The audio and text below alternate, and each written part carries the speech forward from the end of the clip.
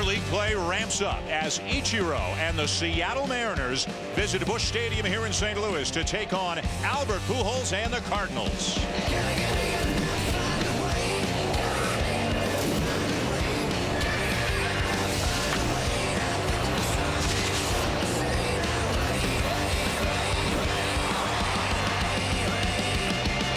Simply put, he is a hitting machine. Ichiro has assaulted the record book since bursting onto the major league scene in 2001.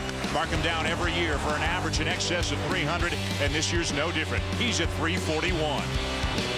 Albert Pujols' march on a baseball immortality continues. The three-time MVP is one of the most feared hitters in the game. This year, he is third in the National League in home runs with 14 and second in RBI with 47. Two of baseball's best hitters show off their swings next in St. Louis. ESPN Monday Night Baseball, presented by Sears Lawn and Garden. Welcome to downtown St. Louis, Busch Stadium, the home of the Cardinals on this muggy night here in St. Louis as the Cardinals come home and open up a three-game series with the visiting Seattle Mariners. Interleague play continues, and don't look now, but so far the National League is holding its own. After the American League has won the season series each of the last 6 years, right now it's a standoff at 42 wins apiece. Hi, everybody. Dan Schulman, Chris Singleton, Aaron Boone. Welcome to St. Louis, and welcome to a game featuring two of the best and most unique talents in all of baseball. We begin with Seattle and Ichiro. Ever since Ichiro broke in back in 2001, Chris, it's been nothing but hit after hit after hit. Still one of the most exciting players in the major leagues. You take a look at Ichiro Suzuki and what he's done over the last decade. Broke in 2001. AL Rookie of the Year and MVP, but it doesn't stop there. A .333 career average. He leads all active players, and he's got 200 hit seasons, 9 consecutive of them. And we can't forget about the defense. All-star in all 9 major league seasons, and a Gold Glove winner as well. Ichiro Suzuki, 36 years old. He's a little old. He's got some gray, but he's still moving pretty well with 18 stolen bases. Breaking records, winning awards. Kind of sounds like Albert Pujols as well. Yeah, Dan, and one of the fun debates to have for me is who the second best player in Major League Baseball is, because the debate for the best player in the game begins and ends with Albert Pujols. The production he's amassed in the first 9.5 seasons of his big league career are virtually unparalleled in the history of Major League Baseball. Now, many people are talking about this being a down year for Albert, and I find that a bit comical, as he's got an on-base percentage well over 400. He's on pace to hit 36 home runs and drive in 122 runs, real close to his major league average through those first 9.5 seasons. Quite simply, one of the best players of this generation is well on his way to becoming one of the all-time greats in our game. He's won 3 MVP awards, and he's certainly in the conversation in the National League again this season. And the guy on the mound for the Cardinals tonight is certainly in the conversation for one of the best starting pitchers in all of baseball. 8-game winner Adam Wainwright will take the mound tonight for the Cardinals as they open up a series with Seattle tonight here at Busch Stadium. ESPN Monday Night Baseball is presented by Sears Lawn and Garden, the Sears Blue Lawn and Garden crew, and in part by State Farm. Find an agent or get a quote at statefarm.com. One A Day Men's, the official multivitamin of MLB, specially formulated for men. And Mazda, zoom, zoom forever. Welcome back to Busch Stadium here in St. Louis. An early start here in the Midwest, 6 o'clock local time, 7 o'clock Eastern time, as Seattle is here to take on St. Louis. Ichiro having another great year, hitting .341 right now. That is third best in the American League, a career .333 hitter. And here's Albert Pujols with all his power. You kind of forget the fact that he hits for a great average as well. He is a career .332 hitter. As you look at these two guys, they are number 1 and number 2 among all active players in career batting average. And again, for each of them, this is 9.5 years of sustained excellence. They both broke into the majors in 2001. They both won Rookie of the Year in 2001. Ichiro also won MVP that season. Albert Pujols won MVP in 05, 08, and 09. A unanimous choice as National League MVP a season ago. Two of the game's greats will be putting their talents on display here over the next few days here in St. Louis. Well, for the Seattle Mariners, it has been such a tough, bumpy disappointing season. This was a real trendy pick in the offseason for a team to take that next step. They went from 61 wins 2 years ago to 85 last year under Don Wakamatsu. Then they added Sean Figgins and they added Casey Kochman. They made some Milton Bradley in the Carlos Silva trade. There was so much optimism, but boy, it has come unglued in the last couple of months for the Mariners. They are just 24-39 right now. They snapped a 5-game losing streak yesterday, winning the final game of a series at San Diego. I'll look at the starting lineup for the Seattle Mariners, and this team has hit fewer home runs than any team in the major leagues. Their leader in home runs is Mike Sweeney with 6. He's on the DL right now. We focus, Aaron, on a guy they were hoping would ignite the offense, but only recently has Sean Figgins started to hit better. Yeah, Dan, one of the big offseason acquisitions for the Mariners. Figgins has, for the most part, struggled, although he started to come on lately. One thing he struggled really from the left side of the plate, where he's hitting only 189 this year. And the big difference for him has been normally a 313 hitter off of fastballs. This year, just 259. But he is starting to show signs of coming out of it. That on-base percentage starting to climb up to the 340 range. So maybe he's on his way now. The good news for the Mariners is they miss Chris Carpenter in this series. The bad news, Chris Singleton, is that they get Adam Wainwright here to begin the series. Yeah, Dan, it doesn't really get any better for the Mariners. Adam Wainwright, here's a guy 8-4 with a 2.30 ERA, and he's got arguably the best curveball in the National League, if not the major leagues. When you talk to hitters around the league, they immediately say Wainwright when it comes to the breaking ball. It's devastating. If he has the slider and the curve going, look out. He's coming off a rough start against the Dodgers. He's got to get ahead in the count tonight with first pitch strikes. The defense behind Wainwright tonight: Matt Holliday in left, Colby Erasmus in center, Ryan Ludwig in right field. On the infield up the middle, it'll be Brendan Ryan and Felipe Lopez, who can play second, short, and third. Rookie David Freese at third base. Albert Pujols, who won a Gold Glove a few years back, is at first. And I think the gold standard, if you will, for defense behind the plate, Yadier Molina, catching Adam Wainwright. Here is Ichiro, hitting .341, as we mentioned, third best in the American League. Way in on the grass at third is Freese, because you just never know what Ichiro might try to do, might be able to do. Swinging bunt, choppers, or drives to deep right field. And Ichiro has let it off with a home run. His second of the season, and an early lead for the Mariners. Well, we talked about all the things that Ichiro can do. He can steal bases. He can hit for average. He can bunt. He can score from first. But we don't talk about the home runs because there aren't a whole lot in that category. But this is a guy that has power, will turn on the baseball when he has to, just to keep pitchers honest. And that two-seamer ran right over the heart of the plate. Ichiro swinging that good wood. Doesn't miss a stitch on it. Barrel had that nice sound and carried way deep out of this ballpark. First home run given up this year by Adam Wainwright to a left-handed batter.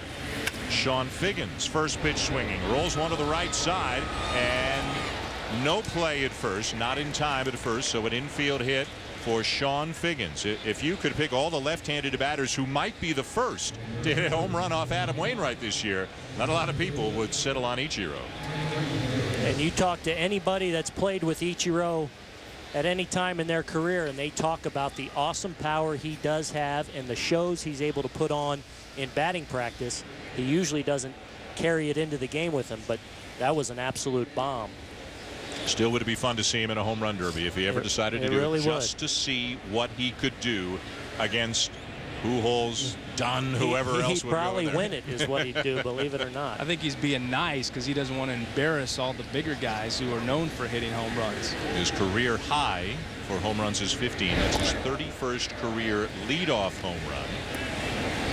Here is Franklin Gutierrez, the center fielder, a gifted defensive player who had a very solid season last year offensively.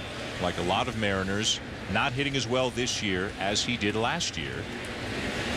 Figgins always a threat, of course, at first as the breaking ball drops in for a strike. And one of the things to watch early on in this game with the shadows, especially with a guy like Adam Wainwright who has that big breaking ball, that's the pitch that's sometimes difficult to pick up when you're dealing with shadows as a hitter. Kind of a mix of shadows and sunlight depending on where you are on the field right now. The mound for the most part is in shadows, but Wainwright is so tall that kind of from the chest up, he is in sunlight, and little specks of sunlight between the mound and the plate. Wainwright with Molina catching, the best throwing catcher in the big leagues. Figgins looked like he was leaning, and he kind of stutter stepped to his right, then put the brakes on and dove back into first. Well, Figgins knows that with Yadier Molina catching behind the plate, and as well as he throws, if he's going to steal second, he knows he needs to get a good break. And that Wainwright almost caught him getting off too much there. A ball and a strike, the count on Gutierrez. Another throw. One thing pitchers will try to do is look over that shoulder and throw over right when they see you're picking up that right leg to get a little bit more on your lead. When you're doing that, you're in a compromised position as far as having drive back to the bag. So we've seen Wainwright very attentive to Figgins so far early in this ball game. Not going, and the pitch fouled off. 1-2. In Seattle, they don't hit a lot of home runs. We just saw Ichiro hit one, but they are last in the American League in home runs, second to last in the American League in runs scored. So they need to try to execute, manufacture runs, and obviously use what speed they have, and that's one of the primary reasons they went and got Sean Figgins, for his ability historically to get on base, steal bases, and score runs. Ichiro, of course, the leadoff hitter. Figgins was dropped recently from second to ninth, but now in interleague play at a National League park, he's gone back up to second, and Don Wakamatsu told us before the game he is going to keep Figgins in the 2 spot. He just had him down in the 9 spot for a few days, something that Figgins guys did not like and spoke out about, and Figgins is not a guy really to speak out very often. And a potentially tough situation with the Mariners and the way they've struggled. Everybody's trying to get going. Figgins thought about it, puts the brakes on as the ball scoots away just a little bit. 2 balls and 2 strikes. Well, eventually Don Wakamatsu believes the bats will get going. They have seen some improvement in the last couple of weeks. They've got a couple of injured players who should be back soon. They're hoping that'll help, but boy, the patient is sick right now for the Seattle Mariners. The offense has been a mess all season long. We hear this around baseball so much, especially teams that are struggling. Winning cures all diseases. Throw. And when we talk about a Figgins who's maybe disgruntled a little bit about being moved down in the order, Wakamatsu trying to shake things up to try to stimulate some run production in the lineup. Once you start winning ball games, then everything just takes care of itself. It's like the lineup basically makes itself out because of the way that guys are performing, and ultimately, more important than individuals, but wins that the team puts up. Pitch out, not going, and the count is full. And look, you would expect to see Figgins really have a good second half and resemble more of the player he's been throughout his career so far. And as he gets going, you figure with him and Ichiro and the speed that they have getting on base at the top of the order is going to create a lot of opportunities. Now do they have the middle of the order to drive those guys in? There he goes, got a good jump, and the pitch swung on, bounced toward third, charged by Freese. They get him there, and Figgins goes first to third on the play. Never a hesitation there, stealing on the pitch. And your eyes get big as a base runner when you see this happening. You've got some speed to make it happen, as Sean Figgins does. A little tapper by Franklin Gutierrez. Buckled on that breaking ball, that good one, but Figgins just building up some momentum around second base. A good turn. Gets into top speed very quickly. We saw that play last week with the Brewers had a walk-off against, was it the San Francisco Giants? Carlos Gomez going all the way around and ended up scoring because of, or I'm sorry, the Cubs it was. It's a great base running by Figgins. He's at third, and that'll force Freese and a Pujols to play in on the corners. They're backed up the middle. So if Jose Lopez can just hit a ground ball to second or short, the Mariners will get another run home. Lopez, a guy who hit 25 home runs last year, drove in 96 runs. This year, 4 homers and 26 RBIs, and he is the cleanup hitter right now for Seattle. They've tried a Milton Bradley there. Mike Sweeney was sitting there, but he's gone on the DL. Ground ball to second. That'll get a run home. They'll give Figgins a lot of credit. Seattle leads 2-0. And another good thing that Figgins did on a straight steal, many times guys will not look in. Well, Figgins peeked back, recognized the slowly hit ball to third, and then just played baseball and was able to get over to third rather easily. A very good base running play by a very good base runner. And a good start for the offensively challenged Seattle Mariners, up 2-0 here, first inning. Second start in a row that Adam Wainwright has given up a couple of runs in the first inning. Milton Bradley, the batter. Normally when a player will do a straight steal, which this is, they're not inclined to look. Well, Figgins peeked,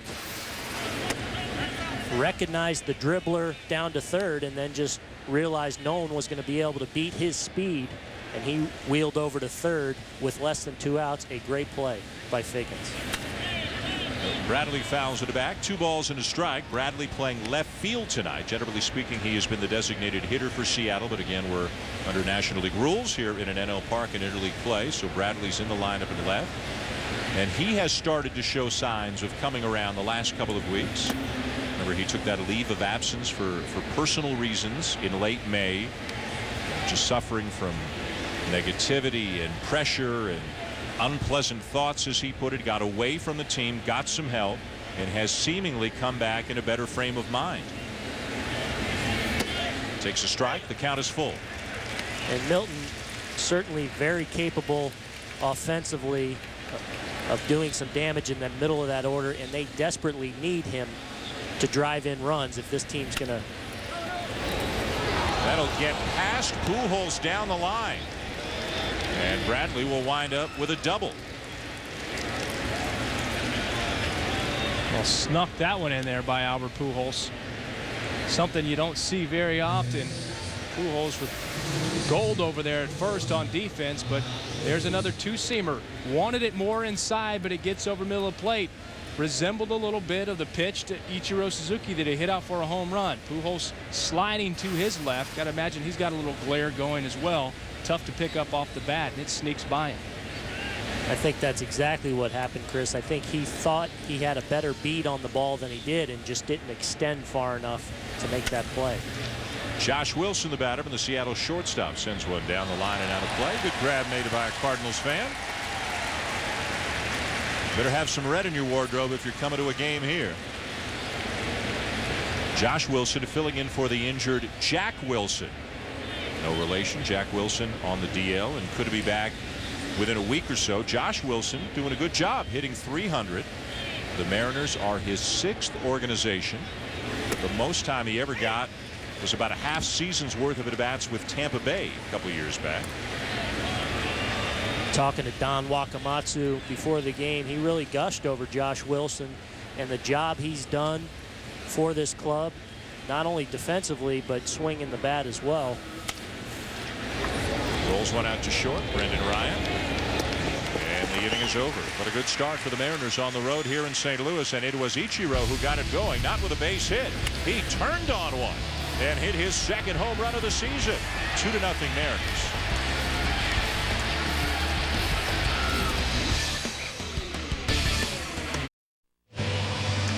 Welcome back to St. Louis. All kinds of warnings today about some severe storms in the area, but so far so good. Blue skies overhead. The temperature is near 90 right now. The humidity feels about the same. 2-0 St. Louis over Tony La Russa's Cardinals as we go to the bottom of the first here at Busch. And a look at the St. Louis lineup, and for the first time this year, hey, for the first time as a major leaguer, Matt Holliday is hitting in the 2 spot in a big league lineup.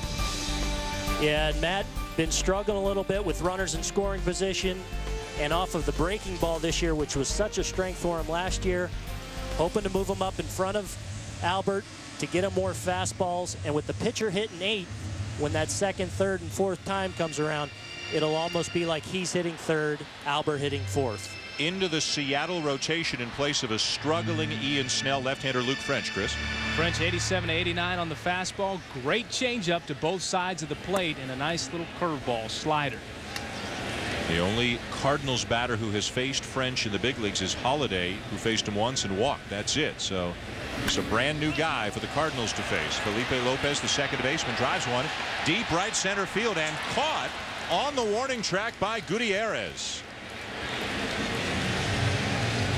It's about as good as it gets out there, and there are some talented defensive players on the Seattle team. As we begin with the outfield, left to right, Milton Bradley. You've seen Gutierrez already, and Ichiro's won a Gold Glove every year he's been in the big leagues. Up the middle, Josh Wilson and Sean Figgins, who has moved from third to second this year as he's moved from the Angels to the Mariners. Jose Lopez has moved from second to third. At first base, Mike Carpin. Rob Johnson is behind the plate. So here is Matt Holliday trying to get the production going, and he's got a lot of fans here in St. Louis. Came over last year in the deal with Oakland, put up big numbers in about 2.5 months as a Cardinal, and they want him in front of Albert Pujols now. Pujols can provide protection for Holliday, theoretically, get him more pitches to hit. See, the batting average is decent, but the home runs and RBIs are way off where you'd expect Holliday to be. And there's enough quality hitters in this lineup now with Ludwig and Rasmus and Freese and Molina that you can afford to move different guys up and down the lineup because you can provide enough protection for Pujols with one of those guys that's really hot. All right, late on that pitch, 87-mile-an-hour fastball, and it's 3-2. And Aaron, one of those guys that's been really hot, to your point, that you can move around, gives you flexibility, is Ryan Ludwig. Talk about how much of a struggle it's been for Holliday with runners in scoring position. It's been the opposite for Ludwig this year. Fouled off. And look, guys, the reality is when it comes right down to it, when the game's on the line, Albert Pujols is not going to get pitched to no matter who's hitting behind him. Therefore, it becomes imperative that the guys hitting behind Albert are doing some damage and picking up the slack when guys are on base. Down and in, Holliday draws the walk and a man on for Pujols. So Pujols now batting third with Holliday second. They played 5 games earlier where Holliday was third, Pujols was fourth in the order. They won 4 of the 5 games, but Tony La Russa says, you know what, I'm going to see Albert Pujols bat in the first inning, and he'll do so here with a man on. 14 home runs, 47 RBIs for Pujols, in the top 3 in the league in both categories. 7th in the National League in on-base plus slugging, as you can see. Hard to believe, as we did all kinds of research, and believe me, folks, we got numbers about Ichiro and Albert, but hard to believe that with everything he's done, Albert Pujols has never led the National League in RBI. He's won a batting title, he's led in home runs, he's won 3 MVPs. He's averaged over 120 RBIs per season, but he's never led the league, amazingly enough. Well, Dan, actually, I find it really hard to believe that he's had as many RBIs as he has each year, over 120, because, look, as the best hitter in the game and the most feared hitter in the game, you're not going to get pitched to in a lot of RBI situations. And for him to still have that average of over 120 a year, I think really speaks to his greatness. 3-0. He's walked 45 times this year, 18 of them intentional walks. And Ryan Ludwig has to provide whatever protection he can. Having a good year, putting up numbers. 3-0 green light, and he rips it into left field, a base hit. Bradley had to go to his knees to make that play. Got the throw back in, threw it past the cutoff man at Wilson, but stopping at second, Holliday. Oh, what an aggressive swing there with a 3-0 count for Albert Pujols. Only quality hitters can maintain their mechanics in a 3-0 count and just whip something like that into left field. Keeps his head down, doesn't try to do too much. A lot of times guys get so excited in 3-0 that they expand their zone, they fly open, but Albert knows how to stay within himself and continue to move the line. And look, if French keeps missing out over the plate, actually like he did with Lopez, the first hitter who drove the ball to deep center, there, quite frankly, that pitch, he's lucky Albert didn't hit it in the seats. He needs to establish that fastball in the inside part of the plate. Ludwig will look at a strike in the eyes of home plate umpire Fieldon Culbreth. He is working the plate tonight. Marty Foster's at first, Gary Cedarstrom at second, and Ed Hickox is the umpire at third base. The Mariners with 2 in the top of the first. Ichiro led off the game with a home run. St. Louis threatening here in the bottom half of the inning. Way up and away with that changeup from Luke French. He misses badly, and the count is 1-1. And we've talked about it a bunch, guys, but left-handers that are not overpowering really need to establish the inside part of that plate to these right-handed hitters, because that then opens up and makes the hitter respect that part of the plate, and that opens it up for their bread and butter, which is their off-speed and their changeup on the outer half. You got to respect the numbers that Ludwig is putting up in these kinds of situations. He's hitting, get a load of this, .458 with runners in scoring position this year. That's tied for the best in the National League. First and second, 1 out right here. An all-star 2 years ago, drove in over 100 runs, drove in 97 last year. And French just off with his control right now. He falls behind 3-1. As we mentioned, he's taking the spot in the rotation of Ian Snell, who was getting lit up, especially in his last start against Texas on Wednesday. So French, who had been a starter at AAA this year, putting up good numbers, and started down the stretch for the Mariners last year, into the lineup tonight. Ludwig though cranks one deep to left field and gone.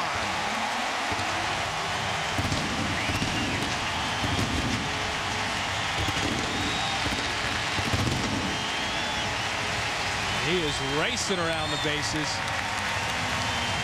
What a feeling for Ryan Ludwig to pick up those spares here at home after a tough road trip. But Aaron, you talked about trying to get in there with something, a fastball or a cutter. He didn't quite get in there. He tried to go, but as you said, if he leaves it out over the plate, these Cardinals batters are going to make him pay, and Ludwig pulled the hands in nicely and got the barrel of the bat on the baseball. And Ludwig, a dead low ball hitter, and that ball was that cut ball down and in. Didn't get it in far enough, like you said, Chris. And Ludwig did what he's been doing all season long, making pitchers pay with runners in scoring position. So that Seattle lead didn't last very long. The Cardinals on top 3-2, bottom of the first. David Freese, the batter. The third baseman sends a fly ball to right center. And coming a long way, battling the sun as well, is Gutierrez to make the catch as the rookie Freese is retired. The starting pitching has actually been one of the few bright spots for Seattle this year. Cliff Lee's been great. Felix Hernandez has not been as great as he normally is, although he was great yesterday, but he's keeping them in games, giving them a chance to win. Had a pitcher by the name of Doug Fister, who was second in the league in ERA when he went on the DL. Jason Vargas has pitched well. That's probably the strength of the team. Line to left field. Milton Bradley makes the catch. Colby Rasmus retired, and the inning is over. But a walk to Holiday, a base hit by Pujols, and then a no doubt about it home run by Ryan Ludwig, a 3-run shot, his 11th of the season. Off starter Luke French, and at the end of one here at Busch Stadium, the Cardinals have a 3-2 lead.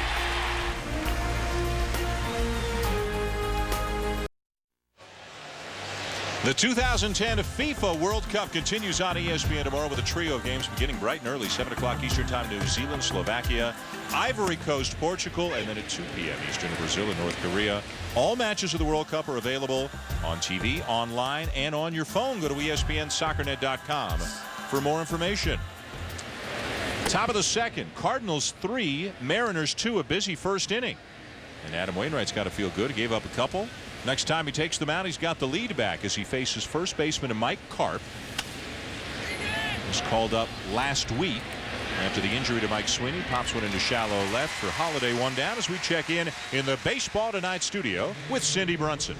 Thanks so much. Here's what's happening on SportsCenter right now. Texas is going to stay in the new look Big 12. Longhorns, once thought to be a part of the proposed Pac-16, not going to move. As a result, Texas A&M and Oklahoma also announcing moments ago they'll stay in the Big 12 as well. Team USA's next World Cup game is Friday against Slovenia, and keeper Tim Howard will be in net. He suffered bruised ribs during America's draw against England. What will be a go Friday morning, 9:30 on ESPN. Guys, back to you. All right, Cindy, thank you. Aaron, let me ask you, as a Pac-10 guy, a USC guy, as all this was going on, Colorado heading to the Pac-10, and four other schools, were potentially heading in the Pac-10, may go out and try to get somebody else to increase their size again. What do you think about all that? Well, in light of what happened with USC this week, I've been licking my wounds in that regard. Yeah. So, you know, I think I was excited at the prospects, but and as a college football fan, it'll be interesting to see how it all shakes down. But I'm a little sad this week over my Trojans. Yeah, that text went unanswered, I noticed. Yeah. The one I sent you. Yeah. I'm sure you get a lot of them. I'm getting a lot of them Yeah. right now. One We'll and be two. all right. 1-2 the count on Rob Johnson, the Seattle catcher, hitting .216 on the season, but 8 for his last 17. Another Seattle hitter showing signs of starting to come out of it. The problem for the Mariners is they have dug themselves quite a hole in the American League West. They were in last place, 11 back of Texas, 10.5 back of the second place Angels. Johnson way out in front there as he pops it back into the fourth row. And we've seen a couple of real funny, awkward-looking swings from the right-handed hitters off of that big curveball from Wainwright. We saw it in the first inning with Gutierrez on the ball he chopped to third. That one that Johnson just fouled off. And that may be not only that Wainwright has a great breaking ball, but again, this time of day and that shadows that can really wreak havoc on a right-handed hitter against the guy with a big breaking ball. Chased a slider down and away as Johnson strikes out. First strikeout of the night for Adam Wainwright, who 2 starts ago pitched a complete game shutout. Believe it or not, for a guy as talented and as successful as Adam Wainwright, this was his first complete game shutout at any level as a professional. Never had one in the minors or the majors until 2 starts ago when he threw a 2-hitter against the Milwaukee Brewers. He only walked 1. He struck out 8. Needed 103 pitches to get the 27 outs. This guy easily could have won the Cy Young last year in the National League in one of the closest races in Cy Young history. Tim Lincecum was first. Wainwright's teammate Chris Carpenter was second. Wainwright was third, despite the fact he had the most first place votes, but he got outdone a little bit in the seconds and thirds, and really you could have given it to any one of the 3 guys and made a good argument for them. Curveball to get him. French strikes out. 3 up and 3 down. Go the Mariners here in the top of the second.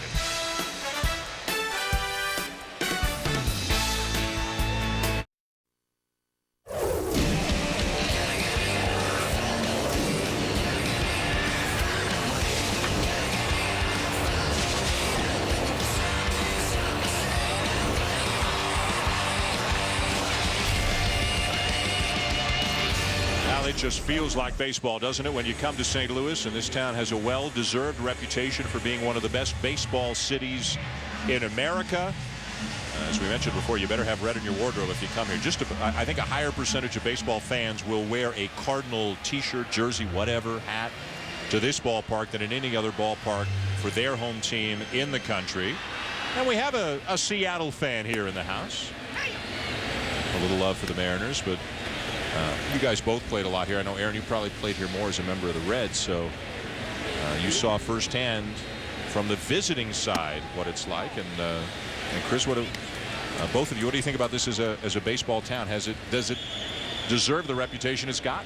Well, I think it needs more respect because we always talk about Red Sox Nation or Yankees Universe, but this is Cardinal country, and like you said, around the hotel, around the city, you see the families, young families pushing strollers, babies in little onesies that say St. Louis Cardinals. So obviously they come from all over the state of Missouri to support this ball club. And I just think when you look at the heritage of players, Bob Gibson, Stan Musial, Lou Brock, I mean, and couple it with these fans, this is a nugget in baseball that a lot of people don't know about. That's why I think players, when they come here to play for a little while, whether it's half the season, they end up wanting to come back the next year. Matt Holliday, a perfect example. And this was an accident, by the way. The red tie was inadvertent. It's just what kind of was laid out on the bed. So free lunch today with that tie?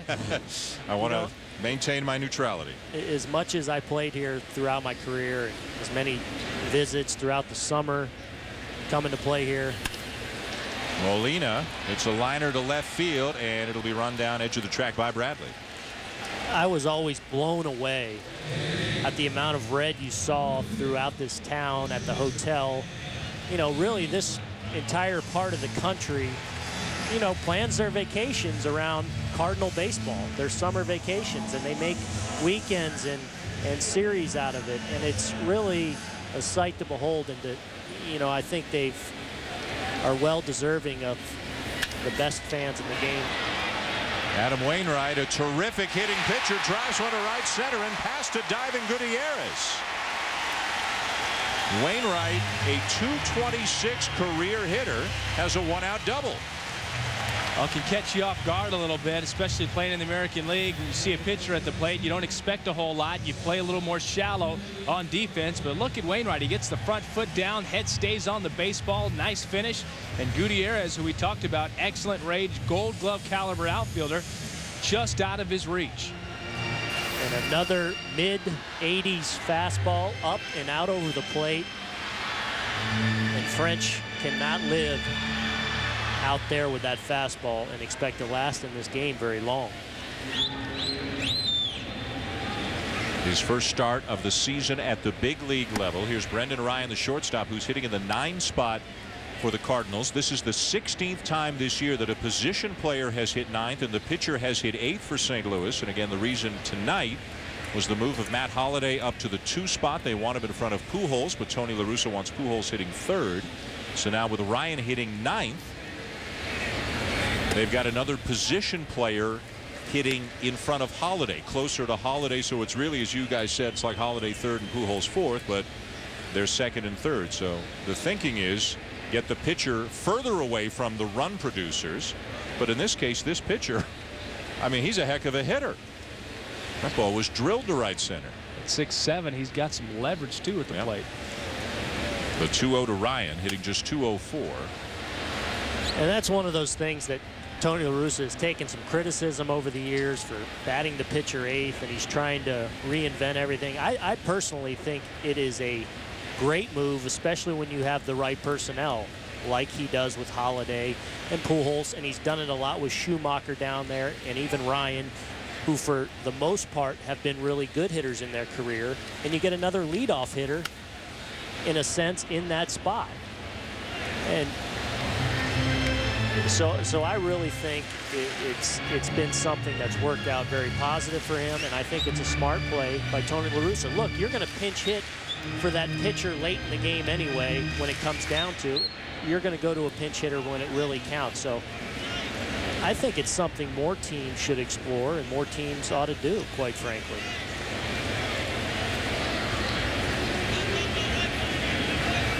Tony La Russa was asked before the game, you guys have been through a lot. You've had a lot of unexpected situations. You've tried so many things already this year. Are you about out of ideas to try to ignite the offense, which has been average this year? And he said, no, I got lots of ideas.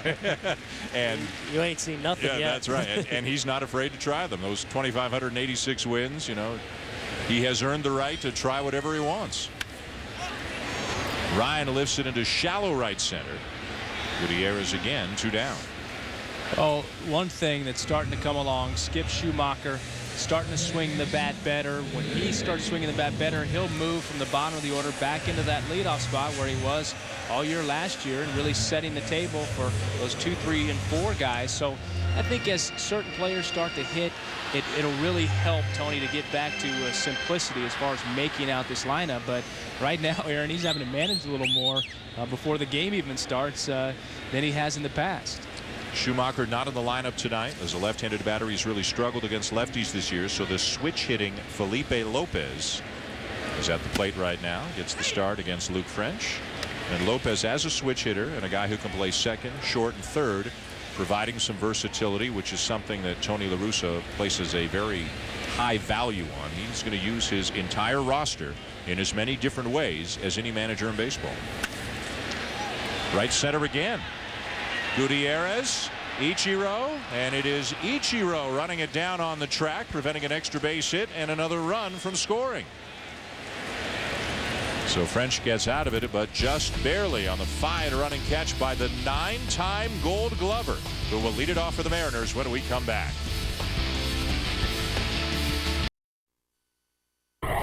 ESPN Monday Night Baseball, presented by Sears Lawn and Garden, is brought to you by the 2011 Mustang, a whole new breed of car.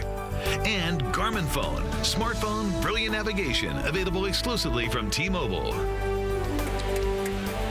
Welcome back to St. Louis. A look at the arch in the downtown part of the city as the sun begins to set here in the Midwest. It's turned into a beautiful evening. It's cooled off just a little bit. We didn't spend too much time out down on the field before. And now the shadows are starting to take over more and more of the field, cooling things off a little bit as Ichiro steps in. He homered to lead off the game. Takes the big breaking ball from Adam Wainwright for a called strike. Second home run of the season, 31st career leadoff home run. He's raised the average 3 points up to 344.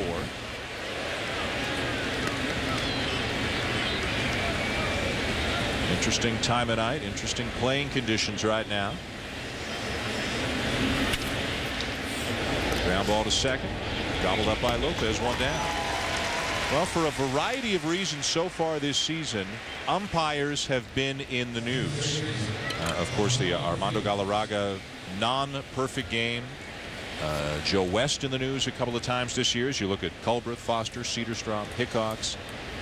A poll taken in the last week or so, ESPN the magazine poll, polled 100 major league players, 50 from the American League, 50 from the National League, and asked them, among other things, who do you think are the best and worst umpires in a Major League Baseball? And the guy who got the most votes, the guy who appeared on the most ballots as the best umpire in baseball, Jim Joyce, the umpire who made the incorrect call denying Armando Galarraga a perfect game. Great diving stop by Ryan, but nothing he can do with it. And Figgins with his second infield hit. So let's show you the list, guys. I mean, you both played recently. You're both familiar with all of these umpires. Joyce, McClelland, Jim Wolf, the brother of pitcher Randy Wolf. Top three, C.B. Buckner, Joe West, Angel Hernandez. Bottom three, your thoughts, guys? Well, that's definitely not a sympathy vote for Jim Joyce. I mean, that is reality. When you think about some of the umpires in the game, we talked about this last week. He's approachable. If you have a problem with a call, you could go up and talk to him. He's not going to be a guy that's got a short fuse that'll throw you out, and that's one thing that players appreciate. And he does a pretty good job of getting it right most of the time. Tim McClelland's kind of been the guy for years who has gotten that top spot, but at least in this poll, Jim Joyce got more votes than anybody else. You wanted to make a point. I know we were talking earlier today about Joe West and his appearance on the other side. Yeah, I think you always hear about Joe West, and he's a very polarizing figure. He can be heavy-handed and, really not take anything from a player. But I find him, and I think if players looked at it honestly, I find him to be one of the best umpires in baseball. I mean, frankly, if I see Joe West behind home plate for a game, I know we're going to get a well-called game. I mean, you may not be allowed to say anything to him, and he may run you or get on you, but it's going to be a well-called game. And I think sometimes we as players can get a little emotional or hold a grudge because we may not like a certain guy. So I have a problem with him being on that list. So do you think he shows up there either for the Yankee Red Sox comments or for the situation with Mark Burley and Ozzie Guillen? Recent headlines have gotten him in. Outside of those kinds of plays or those situations, like Aaron said, Joe West, he gets it right. He's consistent. He's a professional. There's no question about that. But players speak from their experience. If they've had a bad experience, I had a bad experience with an umpire that's not on there that I thought should have been on the bad side. But that's, again, personally. Aaron may, with that same umpire, may have had a great relationship over the years with that umpire. So it comes down to how the calls were made, but also your ability to communicate with them, and it's different for each player. Figgins not going, swing and a miss by Gutierrez, 2-2. The other questions, among the other questions that were asked of these 100 current major league players, is would you like to see more instant replay in a baseball, specifically fair foul calls, calls on the bases? And significant percentages, way over 50% of major leaguers in all cases said no, we don't want to see more instant replay in baseball. There's a swing and a pop-up by Gutierrez. 2 down. Would you guys agree? No more instant replay than there is right now? Well, I'd like for them to continue to explore. I think the panel that Bud Selig has started, I think, is a good step. I just think if they're going to expand instant replay at all, I just want them to really be able to iron out all the kinks before they start experimenting with things, because I don't think baseball is a game that we should be holding up. But that said, I think if you can get a lot of things right in short amounts of time, I think you got to explore it a little bit. The biggest challenge is where do you stop? Right. Once you start expanding the slippery it slope comes into play. Absolutely. And that's what I think most players are afraid of, that you won't have a place where you stop, and then it'll be a computerized game. Well, we talked about fair, foul, and plays on the bases there, but trap catch is just as important to play as out first at first base. And you know what? So far, I like the fact that, you know, we can go look at a home run to see if it was a home run or not. I think that's worked well. I think that's necessary. I think that's fine. If we're going to take it another step, just really explore it, really see what the pros and cons, and ultimately see how it holds up the game. What about if each manager was given one challenge per game? Whatever. Or once a week, or once a series, yeah. Those kind of things. Those are all things I think that are worthy discussions and something, you know, that we can explore. Because if you can make the game better and you can get things right in a healthy amount of time, you know, I think you're foolish to just turn your back to it. And one thing we've found, that even with replay, doesn't always give you a 100% you know, clear shot of whether it was safe, out, fair or foul. I mean, there's still some challenges with that we see even with football. I mean, they get replays, but it's not always, you know, very clear and decisive what the outcome should have been. By the way, another question the players were asked, and we didn't show you the answer graphically, but should Bud Selig have stepped in and given Armando Galarraga a perfect game? An overwhelming percentage, it was around 90% I think, said no, that he should not have overturned the result on the field to give Galarraga a perfect game. And I think for Galarraga, it's going to be one of those great things that happened to him in his career by the way he handled it.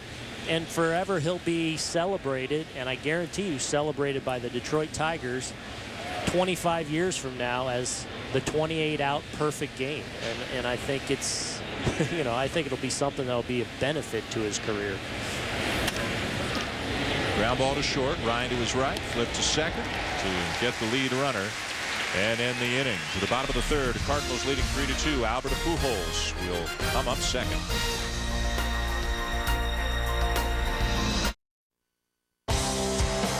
He has put up numbers that few, if any, have approached over a 10-year period, this being the 10th Major League season for Albert Pujols. At least a 300 average, at least 30 homers, at least 100 RBIs.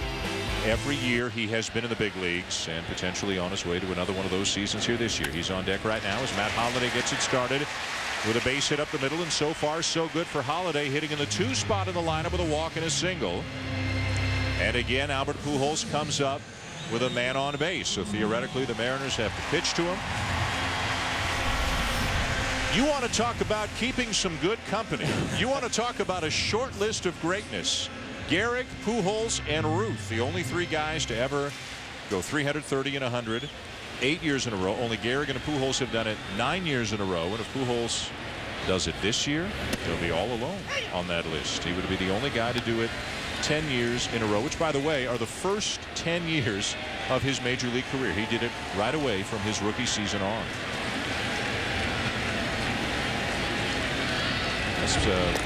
Holliday just gets back in time. It's tough to find a more select club than Albert Pujols is with right there. And what's amazing to me, just since we just had draft day a week or so ago, how Albert Pujols was a 13th round draft pick. And you're just scratching your head. I wanted to ask him today, how are you a 13th round draft pick? And who missed it? Left center field. It'll drop for a base hit. Get past Bradley. Picked up by Gutierrez to third. Holliday. Pujols caught between first and second. They've got him in a rundown. Figgins will chase him down and tag him out.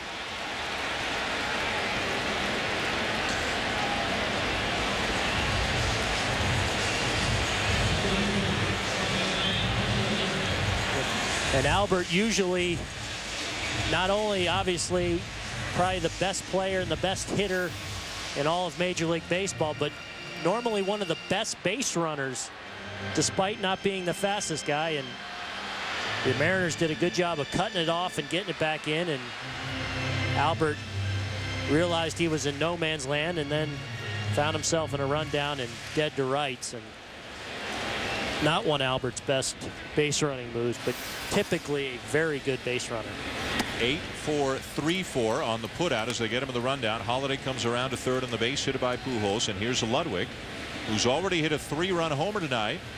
His 11th of the season. The infield is back for the Mariners, so a ground ball gets another run home, another RBI for him potentially.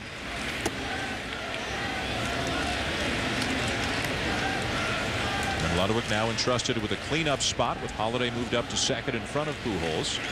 And the way Ludwig is driving in runs and hitting with runners in scoring position, he seems up to the job.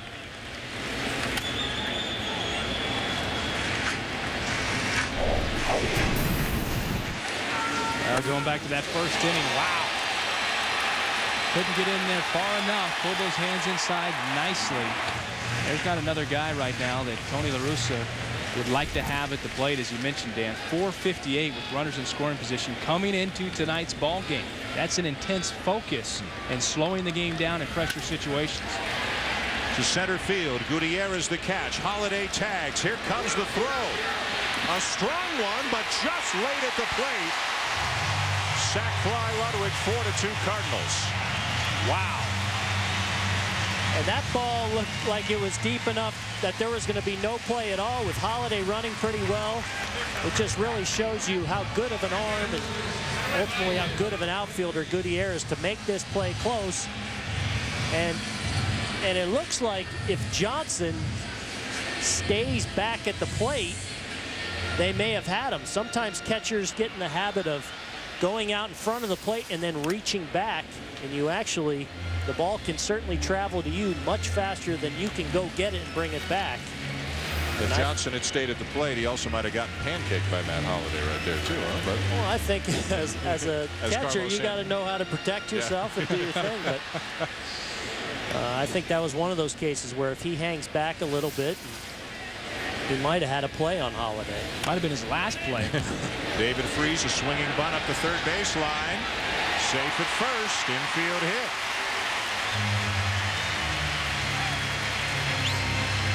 Freese is a rookie. He's hitting over 300. He's in the top 10 of the National League in batting. Well, this is a thing of beauty if you're a hitter. Tap one like that, you're feeling like, oh, that's a terrible swing, but all of a sudden you realize it's in no man's land. You find an extra gear. Freese, who's had a sore right ankle, when you see a hit like that, Dan, all of a sudden adrenaline kicks in and you have no pain and you post your best time up the first baseline. He's back a couple of days ago from a sprained right ankle that cost him a few days. And Freese, much has been talked about, and rightfully so. Jason Hayward, Strasburg, all these great rookies that have emerged, Stanton now. But Freese has quietly had a very productive season and looks to be an emerging elite third baseman in this game. And I'll tell you, this Cardinal lineup, you look at Colby Rasmus there, another guy who continues to get better, who looks like he's going to be a very good center fielder in this game for a long time. This lineup has the look of a very dangerous team. I know they've struggled a little bit lately, but once you get Pujols, Holiday, Ludwig, Rasmus, Freese, even Yadier Molina, Schumacher, we've talked about, you would expect him to continue to improve and eventually move back to the top of the lineup. There's a lot of reason for optimism for St. Louis and for this lineup, especially when you got Carpenter and Wainwright at the top of that rotation. I know we don't really want to go down this road, but we think about Pujols next year. His contract will be up, and all the talks of Cardinals signing him, how much. They signed Holiday. Will they be able to keep Carpenter, Wainwright? I think they'll find a way to make it happen, as Aaron alluded to, just the depth of this lineup, and they can be competitive for so many years to come. Tough to imagine Albert Pujols wearing another uniform, but it happens. There are many more guys who wind up leaving than staying when it's time for big-time free agency. And Pujols, the club has an option on him for next season. Obviously, they're going to pick that up, and then You get the feeling it'll be the dominant story in baseball in 2011. John Mozeliak, the general manager of the St. Louis Cardinals. It's going to be a huge issue here in the Midwest.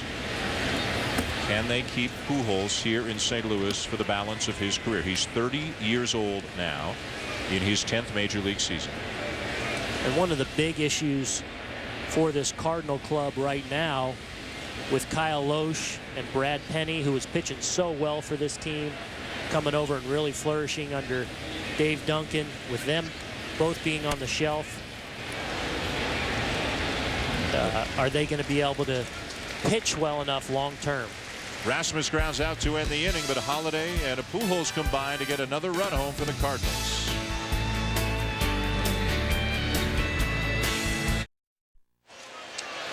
Welcome back to ESPN's telecast of Major League Baseball, presented by Sears Lawn and Garden, a part of the AL-NL Showdown presented by State Farm. Interleague play continuing around of baseball this week. Only 4 games tonight, 3 of them on the West Coast, and this one. It's the only game going on right now in the big. Seattle and St. Louis opening up a 3-game series. Adam Wainwright on the mound for the Cardinals. Gave up 2 in the first. Much better in the second and third. Milton Bradley leading off the 4th for Seattle. Smokes one to center, but Erasmus is there for out number 1. Well, we started talking a little bit about the Cardinal rotation. You know about Wainwright. You know about Carpenter. 2 aces at the top. A rookie in Jaime Garcia, another one of the kind of under-publicized nice stories in baseball this year. One of the big reasons why the Cardinals have some of the best starting numbers in the National League. But Kyle Loesch is on the DL. Forearm surgery, maybe out for the season, at least a couple of months.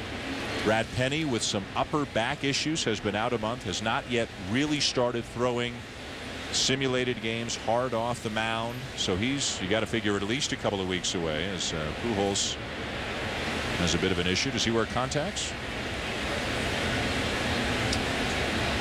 Looks like it. Got something in his eye at the very least. So while they tend to that, the Cardinals went out and brought back one of their own. Jeff Suppan, just released by Milwaukee, and really didn't pitch nearly as well for the Brewers as he did for the Cardinals the last few years. Remember, he was the MVP of the NLCS. And there he is. The Cardinals have re-signed him, and he's going to start for St. Louis tomorrow night. And hoping that being reunited with Dave Duncan, obviously one of the most highly regarded pitching coaches in the game today, they really think they saw enough out of Suppan the other day in a bullpen session and working with him, making some adjustments, that he can add something. Wilson off the end of the bat. Rasmus, good range out in center field again, 2 down. That he can add something to this rotation, and he will start for this club tomorrow night. And I know, in talking to Tony La Russa before the game, they believe it's not just a flyer. They believe he can help them.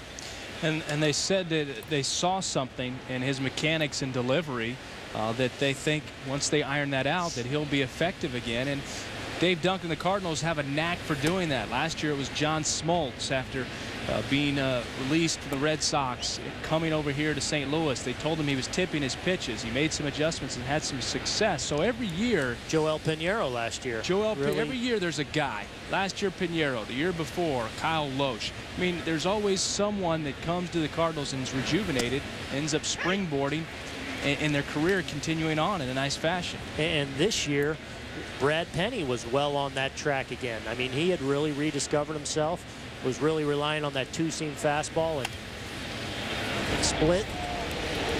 Sharp with the bouncer out to second, and the inning is over. Wainwright has settled into a groove. Pitching coach Dave Duncan with an ace on the mound tonight, and Adam Wainwright.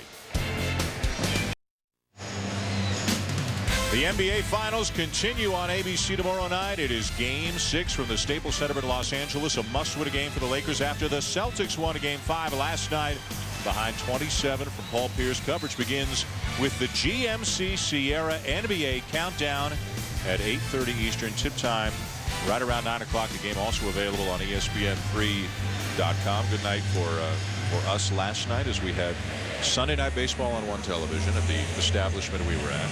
Had the NBA Finals on the other television at the establishment we were at. A great basketball game. double no-hitter into the 7th inning at Wrigley Field. Good night to be a sports fan.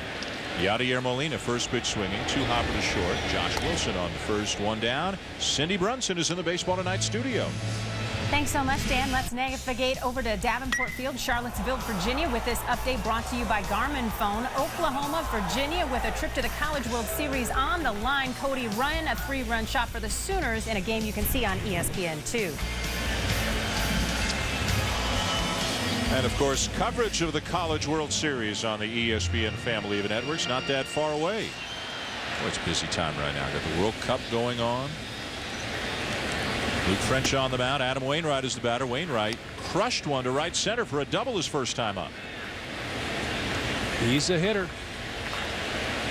The numbers this year don't reflect what he's done over his career. As we mentioned, a .226 career hitter, and there is activity now in the Seattle pen. This is Luke French's first major league start this season.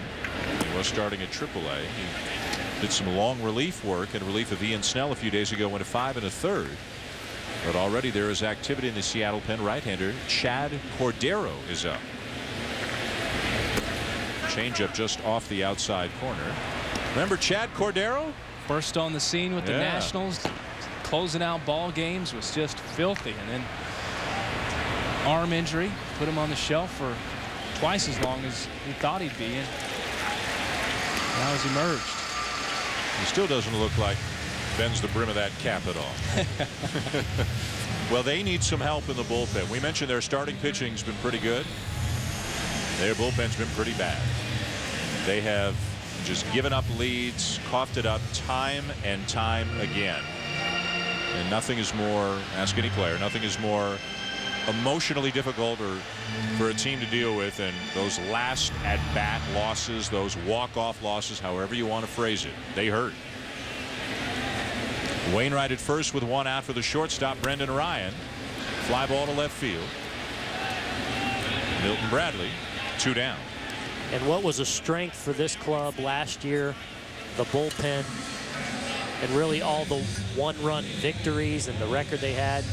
You know, those 2 areas have both reversed 360 for this club this year, and is a big reason why they're buried in the standings where they are. I think they're a little unsettled out there. Yeah. Walking around the clubhouse today, Aardsma, who was near perfect last year, he scuffled a little bit. Their setup guy, Mark Lowe, out for the season with back surgery. Felipe Lopez swings at the first pitch, and Josh Wilson has it go right through his legs for an error. Should have been the inning. Just looked like a routine ground ball here to Wilson. Would have had an easy flip to second base to get the final out, but just kind of got a little careless. He got a nice long hop. I think he just started to flip it to Figgins before he caught the ball, and when you get a little ahead of yourself out there, you tend to make mistakes. So the inning continues, and that gets Matt Holliday to the plate with 2 men on. Wainwright at second, Lopez at first. Holliday has walked and scored and singled and scored. And Albert Pujols looming on deck. Already 4-2 Cardinals, bottom of the 4th, opening game of a 3-game interleague series. Holliday gets under it. The ballpark will hold it. Gutierrez is there.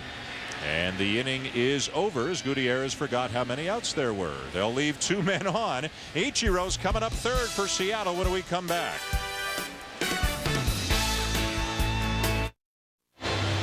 ESPN's Wednesday Night Baseball, presented by Captain Morgan. Interleague Baseball this week. Ryan Howard and the Phillies, Derek Jeter and the Yankees in a rematch of the World Series at 7 Eastern. Then it's Sunday Night Baseball, presented by Taco Bell.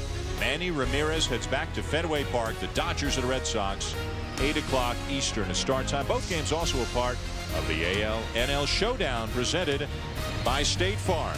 As is this game here tonight in St. Louis, the Cardinals and the Mariners. With Chris Singleton, Aaron Boone, I'm Dan Schulman. Glad you're with us for Monday Night Baseball here on ESPN. It is the Cardinals leading the Mariners 4-2 as we go to the 5th. Adam Wainwright gave up 2 in the first, but now has set down 10 of his last 11 since. Looking for win number 9 on the season. Had 19 a year ago. Rob Johnson, the Seattle catcher, takes high ball 1. Johnson striking out back in the second. One of 2 strikeouts on the night thus far for Wainwright.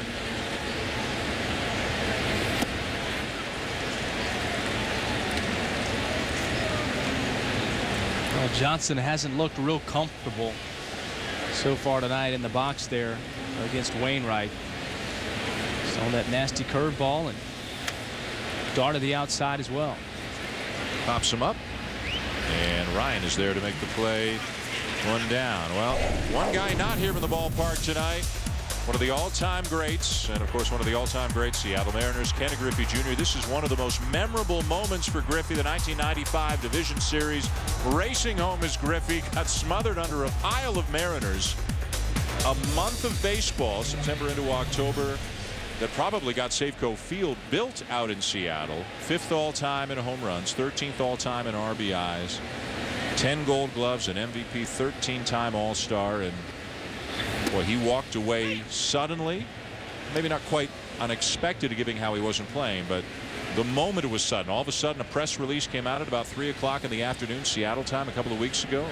Ken Griffey said, I'm retiring, and by that time he was already in his car, apparently driving from the Pacific Northwest back toward Florida. And nothing formal has been planned or at least announced. A tribute for Ken Griffey Jr. Obviously they've got to do something at some point. It seems like there might be some hard feelings as Griffey wasn't playing much towards the end. Ryan Langerhand's now pinch hitting for Luke French, and Chad Cordero will come out of the pen. Oh, Ian Snell is up. Cordero was up before. Forgive me. Ian Snell has now started to throw. Griffey and Don Wakamatsu, the manager of the Mariners, apparently didn't speak at all in Griffey's final week in a Seattle uniform. So only those two, only people inside the team know how deep the hard feelings, if at all, there are, and how long it'll take until they have a tribute for Griffey. But it's got to happen at some point. Langerhans is gone. And nobody knows for certain what all went down there at the end. Only Ken and Don and the Mariners, but it's hard to imagine, you know, a couple of weeks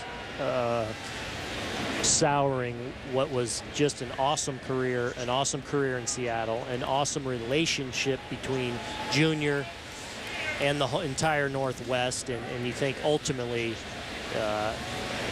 it'll be something that is celebrated for the rest going forward.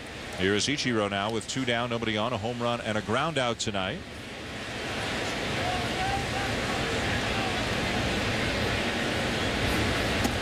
And a breaking ball is there, and quickly the count is 0-2.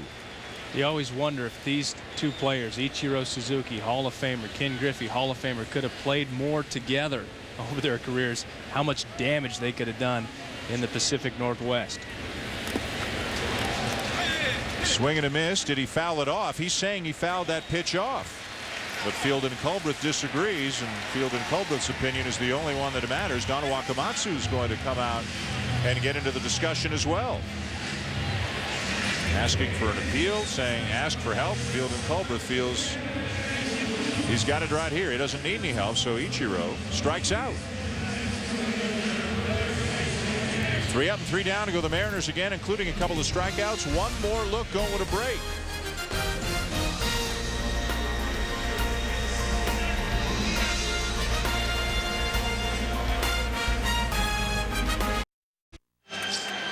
Welcome back to St. Louis. Time now to take a look at our AL-NL Showdown presented by State Farm. And Albert Pujols and Ichiro have 2 of the 3 highest averages in interleague play, which began in 1997. Larry Walker, who of course spent a good chunk of time here as a Cardinal as well, is also on that list. And we showed you right off the top of the show that Ichiro and Albert are 1-2 among all active hitters in career batting average. So not a big shock to see them up there in interleague batting average as well. As Pujols takes down and away, 2 balls, no strikes from the new pitcher, Ian Snell, who is now relieving the guy who relieved him last week when Snell was still in the rotation. But Snell pitched himself right out of the rotation. including getting blasted by the Texas Rangers and not getting out of the second inning in his last start. It's not that he wasn't throwing strikes, but there's a difference between a quality strike and a strike that gets hit very hard. Not close to Pujols, who draws the walk and takes his turn at first base for the third time tonight. He's already had a couple of singles. You're exactly right, Chris. I've had the opportunity of facing Snell in the past, and he can be very good when he's down in the zone and throwing that slider down in the zone. He can be very good. But there's times, and much of this year, he gets flat in the zone and starts elevating the baseball, and that slider starts to hang, and he gets into a lot of trouble. And that's, for much of this season, what he's run into. He just not that quality strike down in the strike zone. And they hoped in Pittsburgh that it would come around for him, and he was really a hopeful to be a front end of the rotation kind of guy, but it never worked out. Change of scenery, he thought at least would be better for him. Felt like he wasn't really wanted in Pittsburgh. Frustration mounted for him, and now he's in a similar situation here in Seattle, really fighting to stay on a big league roster, in my opinion. Down and into Ludwig. 2 balls and a strike. Ludwig's had a terrific night already, so Snell knows he's facing a tough hitter. Ludwig with a 3-run homer in the first, a sac fly in the third. He's driven in all 4 runs for the Cardinals tonight. Pujols the lead at first, nobody out. And this ball's ripped to left field. Bradley giving chase. It's going to get down and get by him to the fence. On his way to third is Pujols. He'll be held there with nobody out on a double by Ludwig. Let's go back to the studio. A Sports Center right now with Cindy Brunson. Thanks so much, Dan. Here's what's happening on SportsCenter right now. Texas is going to stay in the new look Big 12. Longhorns announcing today they will stay along with all their athletic programs, and as a result, Texas A&M and Oklahoma announcing similar stay plans. Team USA's next World Cup game Friday against Slovenia, and keeper Tim Howard will be in net. You can see it Friday morning, 9:30 a.m. Eastern on ESPN. Guys, back to you. All right, Cindy, thank you. You know, we talk often in different sports about pressure and being all out there on an island. Maybe it's a closer in a baseball in the 9th inning. Maybe it's a field goal kicker in football. How about it being a soccer goalie at the World Cup? And no matter who you root for, where you're from, you just don't want to see what happened to the British goalie happen. That kind of a goal get by you. You guys watching it all? You into the soccer? Well, frankly, I did want that to happen to that guy since it was against the Americans. Fair enough. Fair enough. Yeah, that was especially, the magnitude of this event right now. Yeah, that's a tough one to swallow for the goalie for the British team. Got to have that closer's mentality, right? You just get out there again the next day and forget about what happened the day before. Yeah, I guess so. I've tried to check out some of the games. My schedule hasn't permitted me to catch up, but you hear it on the ESPN radio. You're driving, you get the scores, the updates. Yeah. And you can always stay plugged in. Ground ball to third. Pujols coming home, and the throw hits him. He is safe and a little bit shaken up. Ludwig's going to come around to score as well. Taking second is Freeze. It is 6-2 Cardinals, but the immediate concern is for Albert Pujols. That was a rocket fired by Jose Lopez towards the plate. And the back of the head, it looks like, from where Pujols is pointing. Behind the ear, maybe. Scary play.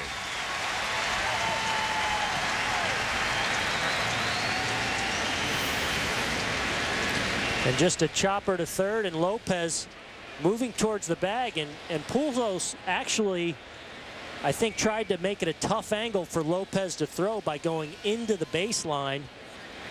And unfortunately for Albert, he ended up taking it off the ear hole. But for the Cardinals, it netted them 2 runs.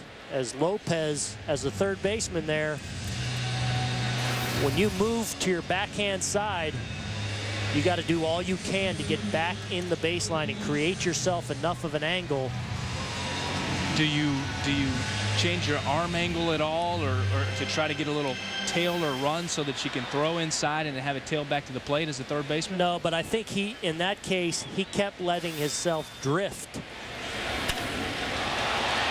Now Rasmus drives the ball deep right center field and gone.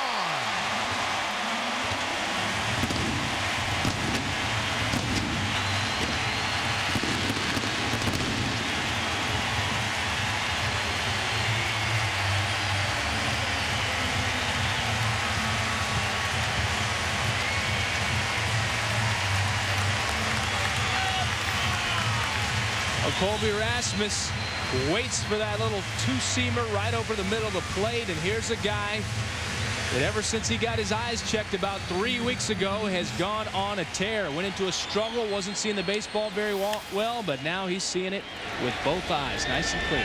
Molina hits a bouncer to third. Finally the first out of the inning.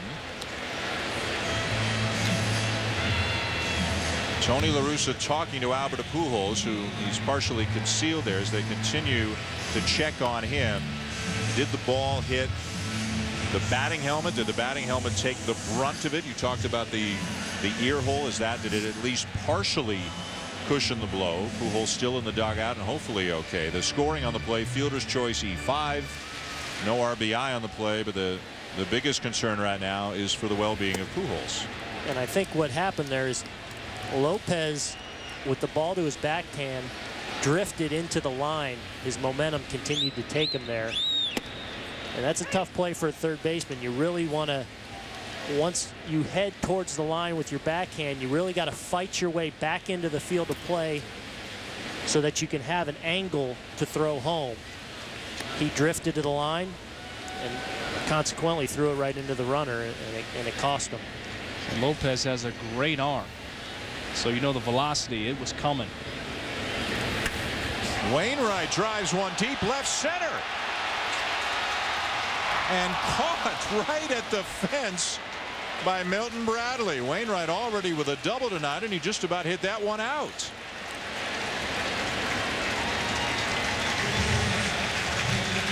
Let's go back and take another look at the Albert Pujols play at home plate. Just a chopper, and you see Lopez's momentum take him to the line. And although he had to rush a little, you really got to fight and stop your momentum from drifting. I think it hit him right in the back of the batting helmet, so it took a little bit of the blow, but I'm sure obviously stung a little bit and obviously knocked the cobwebs around there. But fortunately for the Cardinals and Albert, it looks like he's all right and should be able to continue. And the Cardinals have blown it open with a 4 here in the 5th inning to now lead 8-2 as Ryan spins away from an inside pitch. The misery continues for Ian Snell. He comes on in relief in the spot that used to belong to him in the rotation, relieving Luke French tonight. He gives up 4 runs in the 1st inning. He's in there. Well, even in his demotion to the bullpen, he thought that it was a good move, that he could actually help the club in that role. And when you look at that, you start to wonder about a guy's confidence. Everybody goes through times of the year where you struggle with your confidence.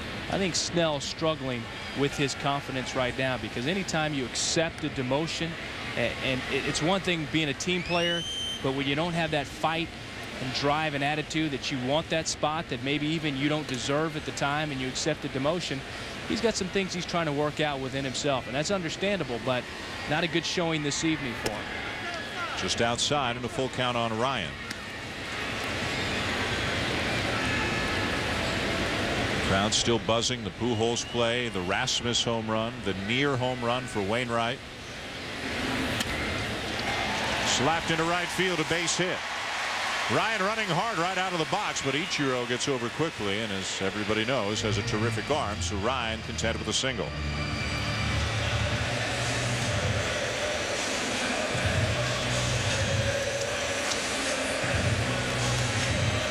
This is just a short while ago. Pujols showing one of his teammates where he got hit, right behind the ear, but smiling about it. Yeah, that's good to see the smile.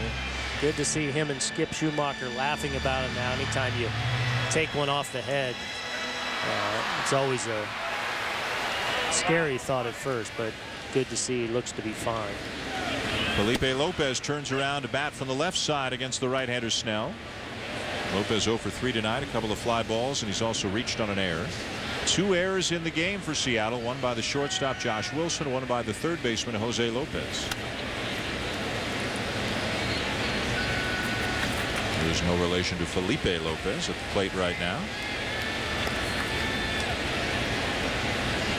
Talking to Jose Lopez before the ball game and asking him how he was enjoying the move from second base to third base. He says he loves it. That hot corner that Aaron Boone used to man over there. Says he gets to use that arm. He's got a strong arm. He gets to use it now. He said at least once or twice a week when he was a second baseman, he'd airmail the first baseman just because didn't get enough distance, you know, on that throw to first. Now at third, he gets to throw all the way across the diamond and really just stretch things out.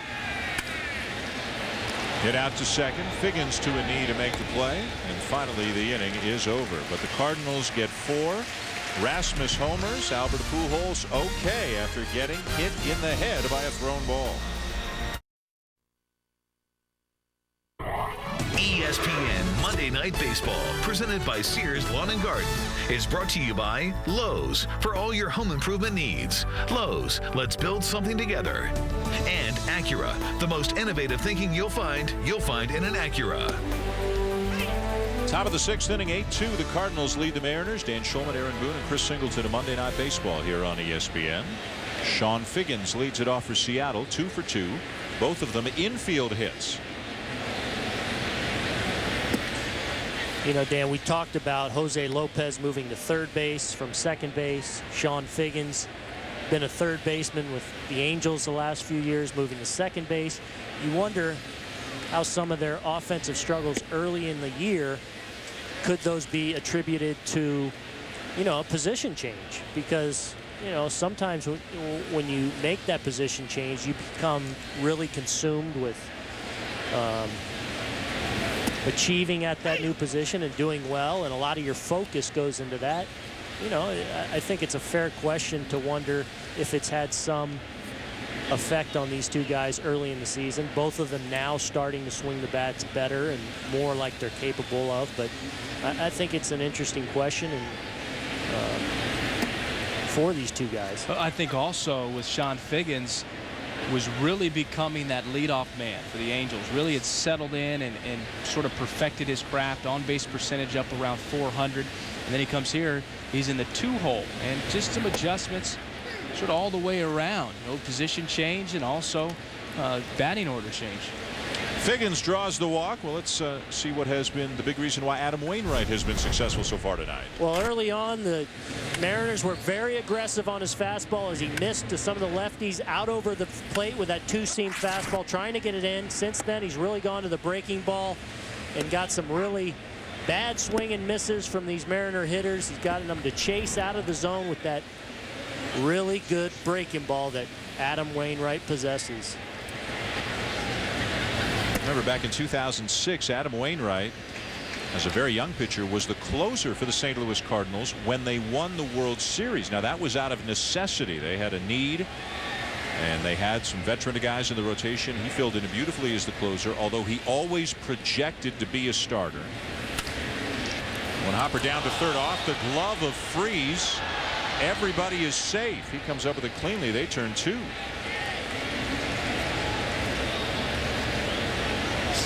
Back to Wainwright now in a bit of a jam. First and second, nobody out. You go back 4 years, they might not win that World Series, guys, unless Adam Wainwright pitches as well out of the bullpen as he did. Might not win that. I think they absolutely do not. He was so huge in the division series for him.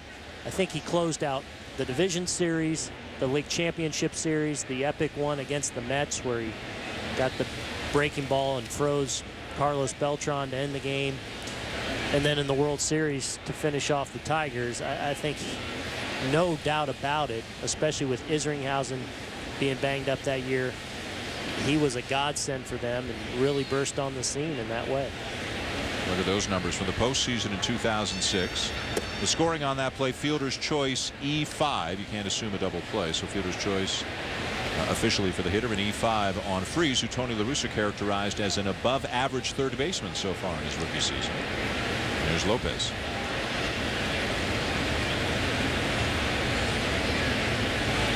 But did you guys always feel, Chris, did you always feel Wainwright, even with what he did, in 06 that he was always best suited to be a starting pitcher? Yeah, you love what he did at an age of around 25, 26 years old, being able to take on that role. It's such a pressure-packed role, and to take it like it was really nothing. Give me the ball, I'm going to help us win. But ultimately, in the starting rotation, for a guy his size, his power, you want to see him every 5th day. Freese gets another opportunity and gets bailed out by Pujols on the other end as the Cardinals turn a 5-3 double play.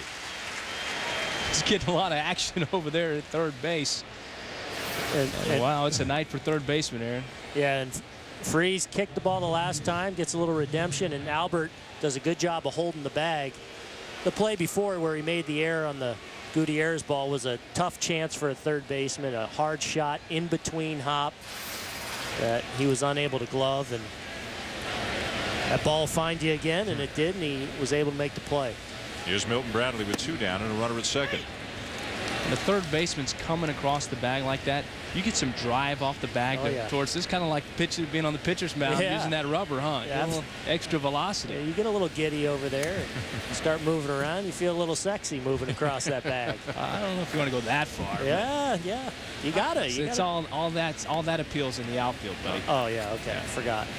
Shortstop, he gets in on it, but third baseman, nah. You guys are just, robots over there. Hey now. No balls, 2 strikes, the count on Bradley.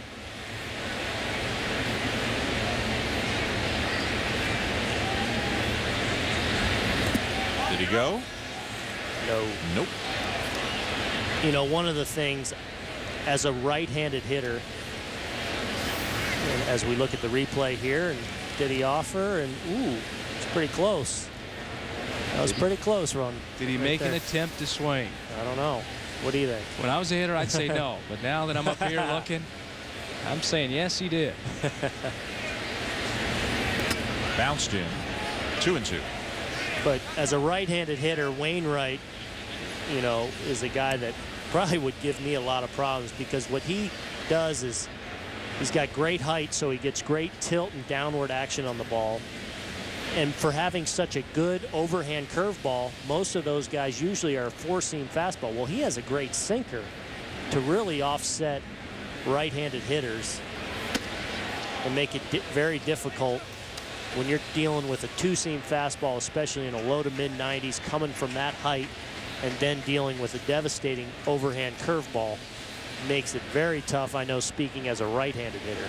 And with that height, 6'7", you mentioned that sinker. If you don't spot it down in the zone, it's a nice pitch to hit for most hitters. When you talk about height and the ball coming across the zone, if you don't get it to that point where he releases at 6'7", and by the time it sinks, if it's up, it's going to be a nice pitch to hit for a batter. But he does an excellent job of commanding it and keeping it right there around the knees for the most part when he's locked in and going good. Again, the 3-2. And he freezes him with a fastball at the knees to end the inning. 5th strikeout of the night for Adam Wainwright. Albert Pujols, he's okay after that but scary moment, getting hit in the head by a thrown ball earlier in this game, and he is due up second when we come back.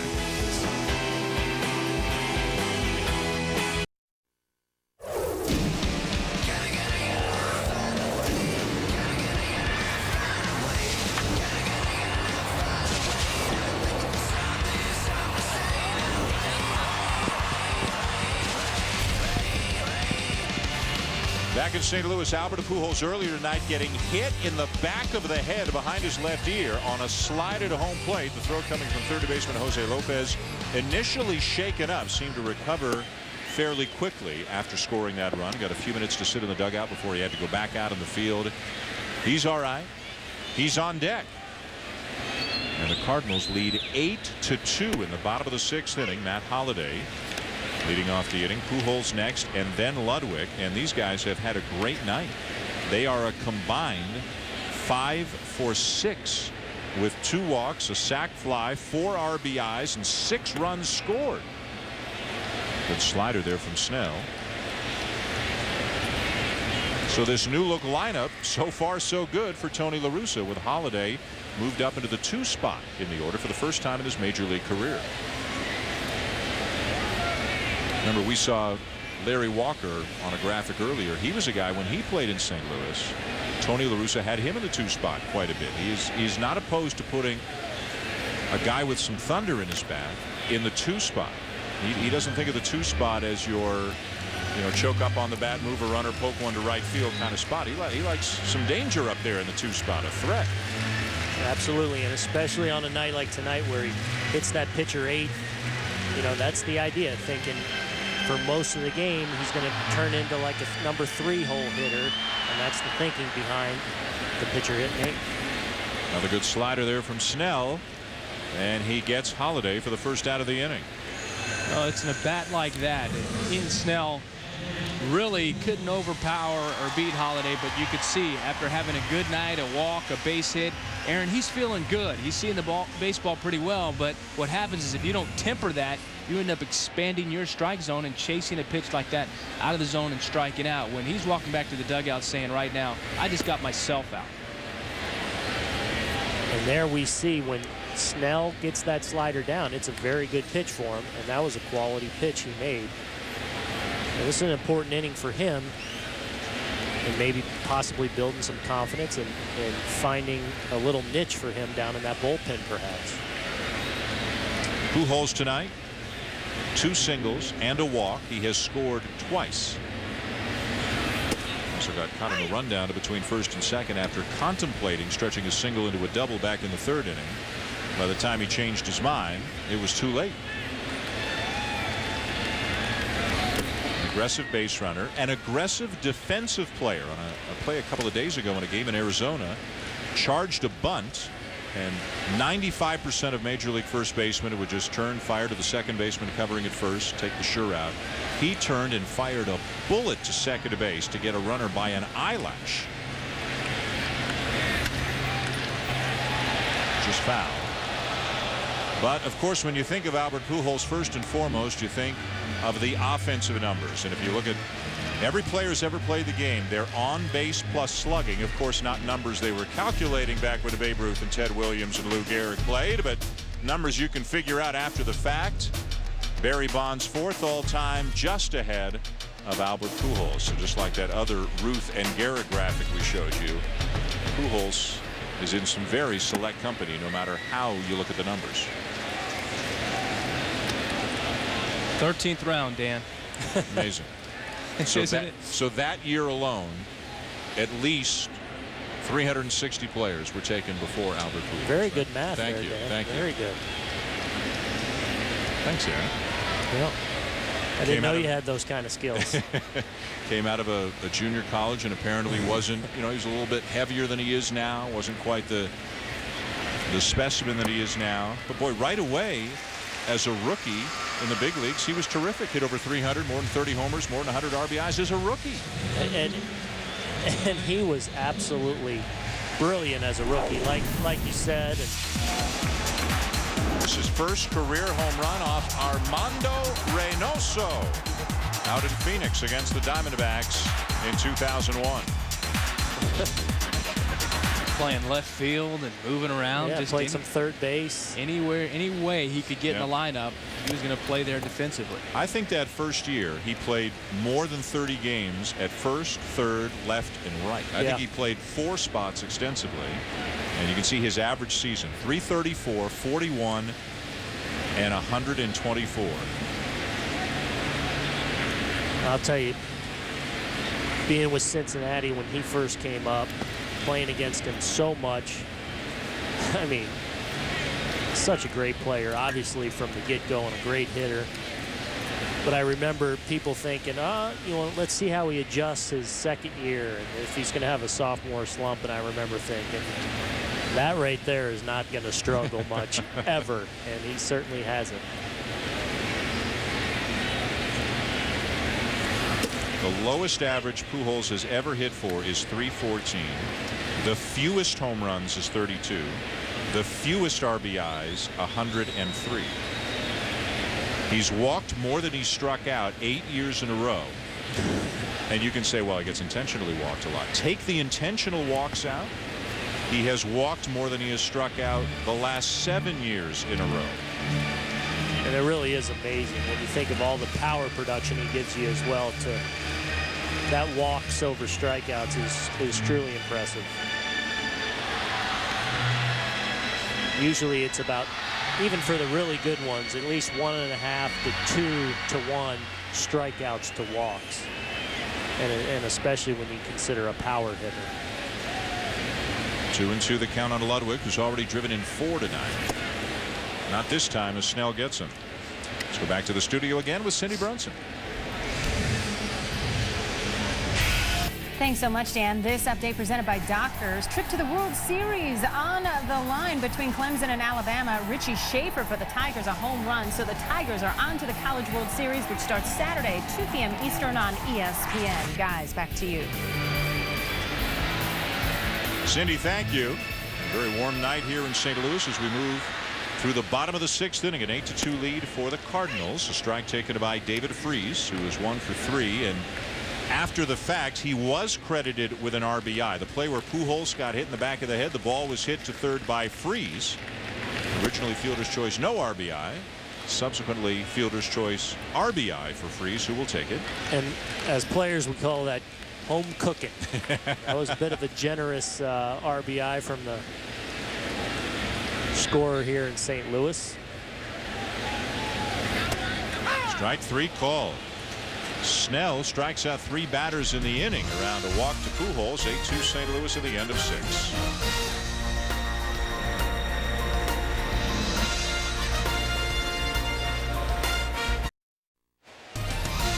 Welcome back to ESPN's telecast of Major League Baseball, presented by Sears Lawn and Garden, a part of the ALNL Showdown presented by State Farm. Major League Baseball and People Magazine are looking for individuals who make a difference in their community. 30 everyday All-Stars will be honored at the 2010 All-Star Game in Anaheim. To nominate, go to peopleallstars.com. Top of the 7th, 8-2 Cardinals over the Mariners. Adam Wainwright has been in control since the first inning. Gave up a leadoff home run to Ichiro. Gave up a run later on in the inning. And hasn't given up much of anything since. No runs on 1 hit over the last 5 innings.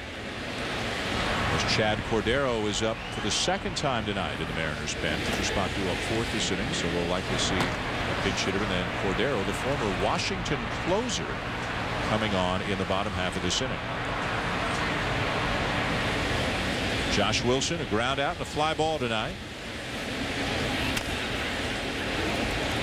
Brendan Ryan on the run.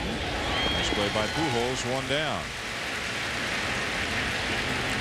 Well, we alluded to it, but we didn't show you some of the visual evidence. This is a younger Adam Wainwright. That's the pitch that broke the hearts of Mets fans, freezing Carlos Beltran to win the National League Championship Series, and then getting it done to the World Series as well, getting Brandon Inge to clinch the title for the Cardinals. They were not a team, if memory serves, coming into the playoffs that year. They were not. They played poorly at the end. I think they had 80-something wins. They were not a juggernaut heading into October. I'll tell you, of all the really great teams that have been in St. Louis under Tony La Russa, if you ask me, that was one of their worst teams that they had. They limped into the playoffs. They really just caught fire at the right time. Were banged up at the back end of the pen, and Wainwright turned out to be very dynamic at the back end for them that entire postseason. Down still 0-2. Remember, go back a couple of years earlier, the MV3 team. That was Walker, Edmonds, and Pujols, all of whom had an MVP caliber season. There were other years where the Cardinals had more wins, more offense, fewer injuries. But 2006 was the year they managed to win it all. And as you guys said, Wainwright was a huge part of it. Tigers pitchers helped a little bit too, not being able to field their position. You are right about that. That was pretty ugly. I think the next spring training PFPs were on the top of the list. I think PFP started in January the following year. Here's a workout video. Yeah. What was it, 5 errors, I think, by pitchers in the World Series? Yep. In 2006, the Cardinals won 83 games and won the World Series. The year before they won 100 games. The year before that they won 105 games. But all that people remember is October. By the way, they've been to the postseason 7 times in the last 10 seasons, and they're going to be in the hunt again this year. In what is now a 2-team race in the National League Central, the Cardinals have fallen behind the Cincinnati Reds, who are playing some good baseball and are to be taken very seriously. You know the offense is going to be there. They're getting some hitting. Scott Rowland having a big year. Joey Votto hitting well, but they're getting some pretty good pitching as well. Oh, they've got a strong back into the bullpen, that's for sure. Mike Karp lines one to center, caught by Rasmus, 2 down. They're able to shorten the game back there. I mean, you got Arthur Rhodes, you got Cordero, and they can really shrink that game down to 6 or 7 innings. And one of the guys, Johnny Gomes, how about him? Late sign, a pretty good year last year with them. Weren't sure if they're going to re-sign him. He's been just a spark plug in that lineup. He's been huge in the middle of that order for them. You got Jay Bruce really starting to emerge and realize the talent. You're seeing the fruits of that. And you know, they got more starting pitching help on the way. Volquez has started a rehab assignment already, coming off of Tommy John from a year ago. Chapman, of course, the Cuban, down in AAA. You figure at some point he'll figure into the mix. So it should be an interesting race going forward. Brandon Phillips sitting over 300. You mentioned Johnny Gomes. He's 2nd in the league in RBIs. Scott Rowland in the top 10 in the league in home runs and RBIs. Just outside with a fastball. 2-2 the count on Rob Johnson. And on the flip side for the Mariners, looking at getting some guys healthy, Eric Bedard will throw a simulated game for them tomorrow. So they hope to get a little more depth. Doug Fister's coming along real well, hopefully off the disabled list. Strikeout number 6 for Adam Wainwright. 2 runs in the first, just 1 hit allowed in the last 6.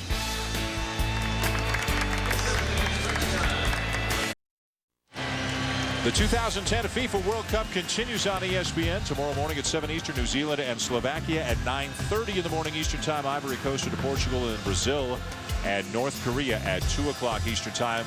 Every match of the World Cup is available on TV, online, and on your phone. Go to ESPNSoccerNet.com for more information. Bottom of 7 here at the Busch Stadium in St. Louis. The Cardinals and the Mariners opening up a 3-game series. St. Louis leading 8-2.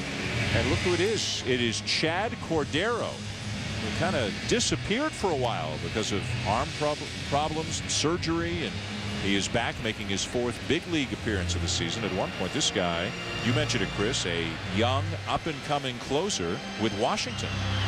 Yeah, there was a lot of excitement in Washington, the way that he was coming in, closing out ball games, great velocity, really just burst on the scene. And then as quickly as he got on the scene, he was out of the scene with the injury, and he's just relieved to be pitching again in the major leagues. At a point in his rehab process, like most players that go through an excruciating rehab, you wonder, will I be able to get back to that level and pitch again? Just 28 years of age. Colby Rasmus steps in.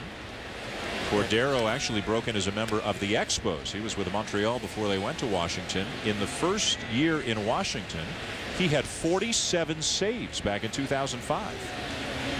And it looks like he's lost some weight, got himself in very good shape. And first thing when I saw him today, I asked him if he still got that Invisa heater going, because here was a guy who didn't light up the radar gun by any stretch of the imagination. It would be 90, 91 miles an hour. But as a hitter facing him, he had that ball and really pitched primarily with the fastball coming out of the pen. He just had that fastball that would get on hitters and throw it by hitters, much like an Eddie Gordado used to. And you'd look up and he'd be throwing 90 miles an hour. And it just had that some kind of deception that really got on you. But really good to see him climb his way back to the big leagues. He walks Colby Rasmus on 4 pitches, and that'll bring out Yadier Molina. Rasmus homering earlier tonight, now reaching base for the 2nd time in the game. And a quick trip out to the mound already after 1 batter for pitching coach Rick Adair.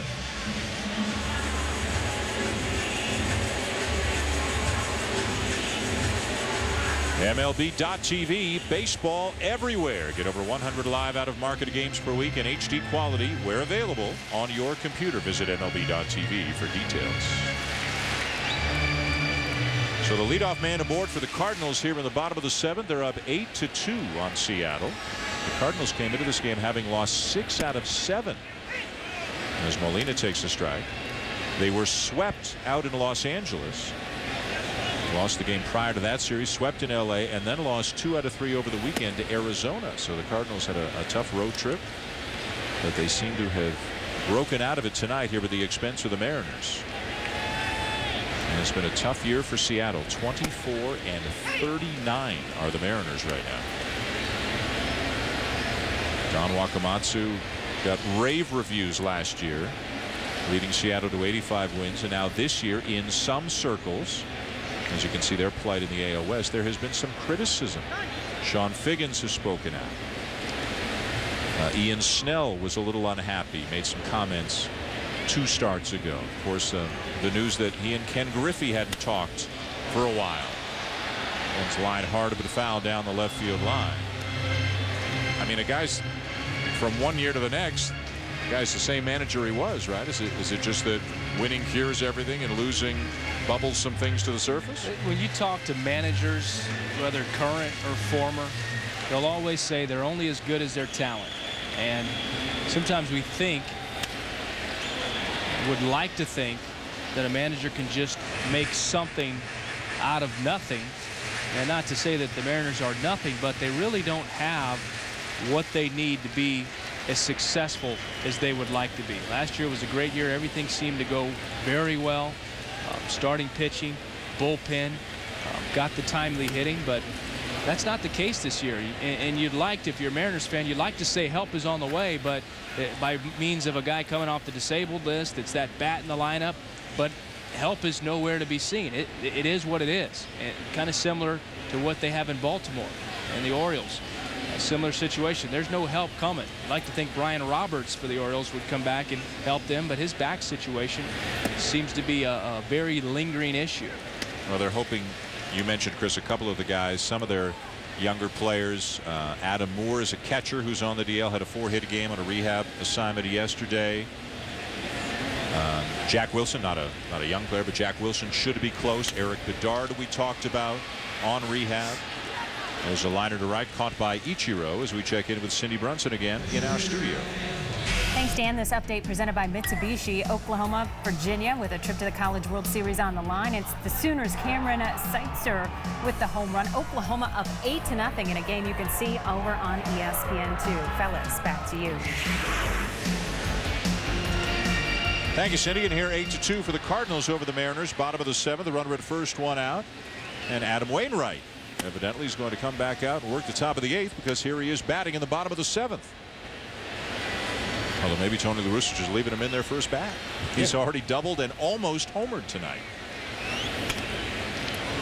Back up the middle. Figgins steps on the bag, and they turn the inning-ending double play. 7 in the books here at Busch. 8-2 St. Louis.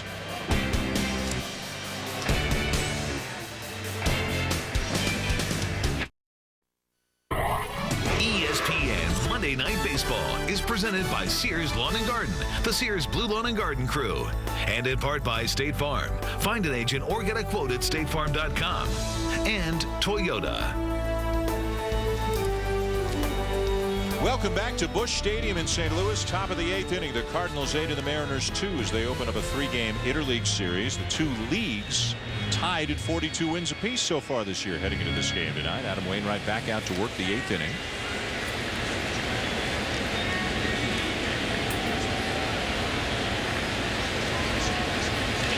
Just over 100 pitches as he works into the 8th inning on what was an extremely warm night at the beginning of the game, but it feels like it's cooled off quite a bit. And again, he's been in cruise control since the first inning. Michael Saunders is the pinch hitter, batting in Chad Cordero's spot. Outfielder, 11th round pick back in 2004. And his numbers in limited opportunities so far this season. He's a guy the Mariners are trying to get more playing time for, especially when they get out of interleague play, get back into the American League. Milton Bradley goes back to predominantly being a DH, and Saunders will get a lot of time out in left field. That was one thing Don Wakamatsu mentioned today in talking to him, that after Ken Griffey Jr. decided to retire, it did open up some playing time for Michael Saunders. It gave him flexibility with Milton Bradley to put him in the DH spot. Saunders in left field, obviously interleague play just sort of voids all that. Saunders lines a base hit into right field to get the inning started. Time now to take a look at who is stepping up to the plate. Brought to you by One A Day Men's, and it is Ichiro who stepped up and hit a leadoff home run in this game. His second home run of the season. He is 1 for 3 overall. We don't think of him in terms of home runs. We just think of him racking up base hit after base hit. 9 consecutive 200 hit seasons. That is not only a record to start one's major league career, that is a record for anybody at any point of a major league career, and he is well on his way to getting past 200 again. He's on pace for 226 hits this year. And Dan, he truly is a wizard with the bat. He is the one guy that I played against in my career where I would be at third base and I was convinced he would watch where I would play, so he would hit it. He knew where to not hit it. I felt like he's that gifted. And like that. With the It's a ground rule double. Looks like that ball was touched out there, so it'll be a double for Ichiro, his second hit of the night. Well, Ichiro sees the baseball so well. His hands stay back. Look at his eyes, just locked in on that ball. Head down on it. Can let it get deeper. Can also go out and get it in front, as we saw the home run earlier. But as Aaron was saying, just a magician with the bat. I think my favorite Albert Pujols graphic was the one with Ruth and Gehrig that he had before. This Ichiro graphic is amazing because he's already got more hits in any 10-year span than anybody's ever had, and he's got almost 100 games to go in this season to add to the total. So poor old Wee Willie Keeler. I think my favorite part of that graphic is Wee Willie Keeler's hat. There's no question. Those are coming back in style, by the way. It's a good night when Wee Willie Keeler makes the air. Meanwhile, that's the end of the line for Adam Wainwright. Or is it? Yes, it is. Jason Mott's going to come in. A terrific performance by Wainwright.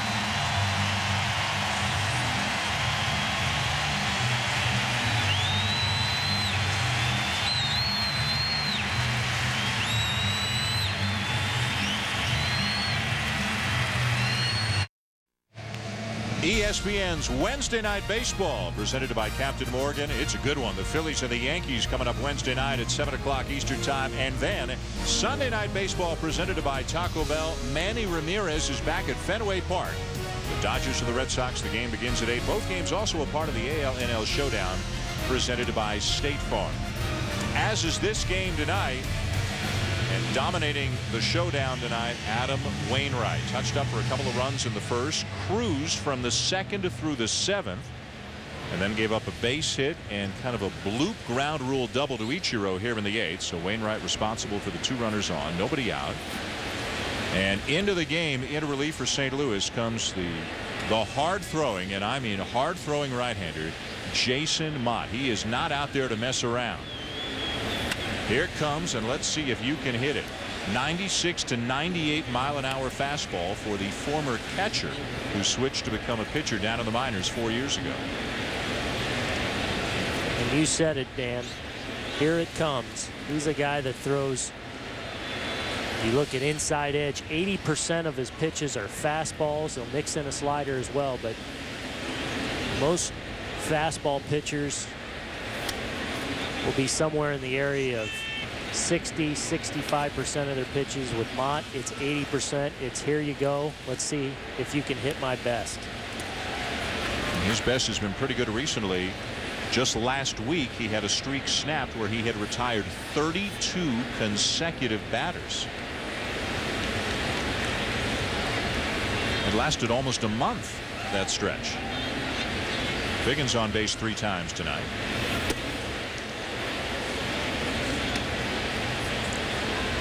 3 upper 90s fastballs to start out Figgins in this at bat.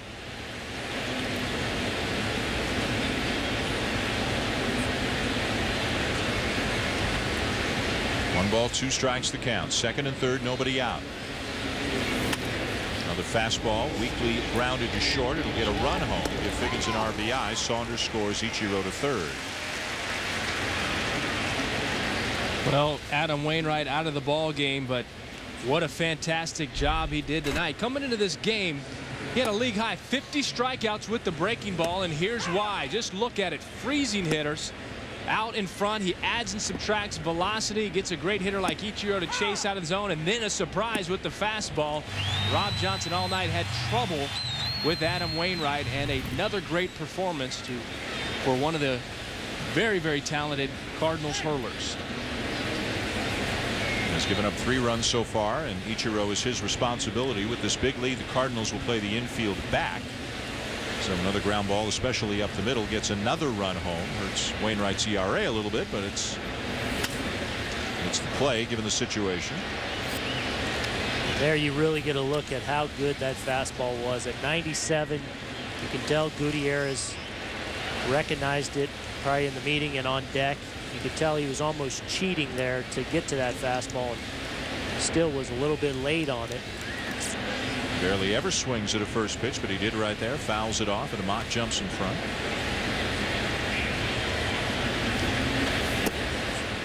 At the knees, little cutter there it looked like at 94 over the outside corner.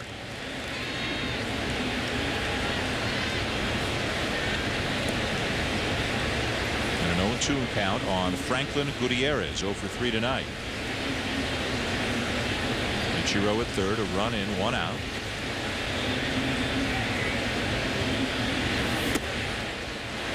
You gotta love a guy like this, though, who just, as you guys said, here it is, fellas. See if you can hit it. I mean, he's not messing around. He's just challenging everybody. Well, you look at his velocity and the way that he just attacks hitters.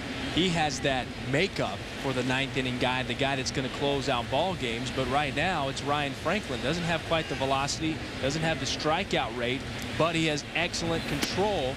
And that's why Franklin is still the closer, and Jason Mott is more the guy that comes in to set it up for him. Ryan Franklin, an all-star last year, a longtime member of the Seattle Mariners as a starting pitcher, and has seen his career blossom out of the bullpen in St. Louis. Got some serious chin music on that chin going. Fouled back. 97-mile-an-hour fastball. Looks like facial hair is a must down there in the bullpen, Aaron. We'd have a hard time, you and me, between the two of us. I don't know if we could grow a beard. Which look you guys like better? You going for the Franklin? I'm going with Mott. You going Franklin? I don't think either of them work for me, but it's working for both those guys, that's for sure, and been working for Ryan Franklin for the last several seasons. 2-2 again. There's the slider, just missed in a full count. And really a good job of Gutierrez laying off. That was a pretty good breaking ball after seeing 10, 11 fastballs in a row from Mott to lay off a breaking ball just down and out of the zone. Really showed some good discipline on the part of Franklin Gutierrez there. Fastball lifted to right field. Ludwig setting up. Ichiro tagging. Here he comes. And he puts the brakes on. Respecting the arm of Ludwig. That's a great job by Ludwig. A guy who's taking more and more pride in his defense. He wants to be recognized for not just the way he hits, but the way he plays D. Gets set up behind this nicely. He's able to get his legs into it, and this is what a catcher loves, a nice little long hop. And Ichiro not coming, not a close ball game. No use in risking some kind of collision at the plate. And so he wisely holds up. Although with his speed, I think somehow he would have found a way to get around that catcher. 2 down now, and the batter is Jose Lopez. And a pop-up. Brendan Ryan can't find it. Fortunately for him, Felipe Lopez is underneath it. And the inning is over. 1 run for the Mariners, but they're still down by 5.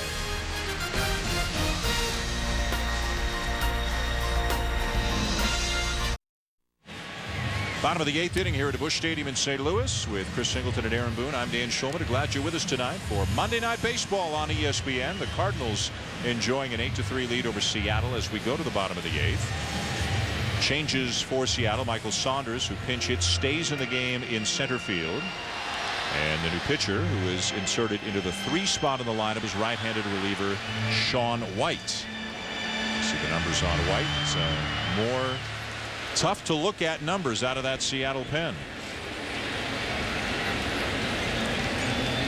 And White has been hit particularly hard since he was recalled from the minors. He's been up and down this year. Brendan Ryan leads it off for St. Louis, and he'll take a strike over the inside corner. Ryan 1 for 3 on the night, hitting .206. And talk about old school and different looks as Ryan lines a base into the right field. Not only the high socks, but the unique looking high socks as well. He's aboard with a leadoff base hit as we check in with Cindy Brunson back in the studio. Thanks so much. Here's what's happening on SportsCenter right now. Texas is going to stay in the new look Big 12, and as a result, Texas A&M, Oklahoma, and Oklahoma State will stay as well. Team USA's next World Cup game is Friday against Slovenia. Keeper Tim Howard will be in net. Suffered bruised ribs during America's draw against England, but he'll go Friday morning 9:30 a.m. on ESPN. Guys, back to you. And Cindy back here in St. Louis. First pitch swinging. Felipe Lopez lines out to short for the first out of the inning. And that's back to first. Sorry, Dan. That's the 3rd time this game that Lopez has hit a ball on the screws but nothing to show. He flew out to the wall in center in the first and flew out to deep right center where Ichiro made a good play, and now he lines one out to short. Nothing to show for it. It's just kind of all you can do is laugh about it sometimes, especially when you're on the good side of the score. Yeah, just hang with them. 0 for 5 tonight for Lopez now as Holiday steps in. 1 for 3 with a walk. I said to Ichiro in the clubhouse today, I said, Ichiro, tonight's ball game features both Rookie of the Year in 2001, except for you got the MVP also.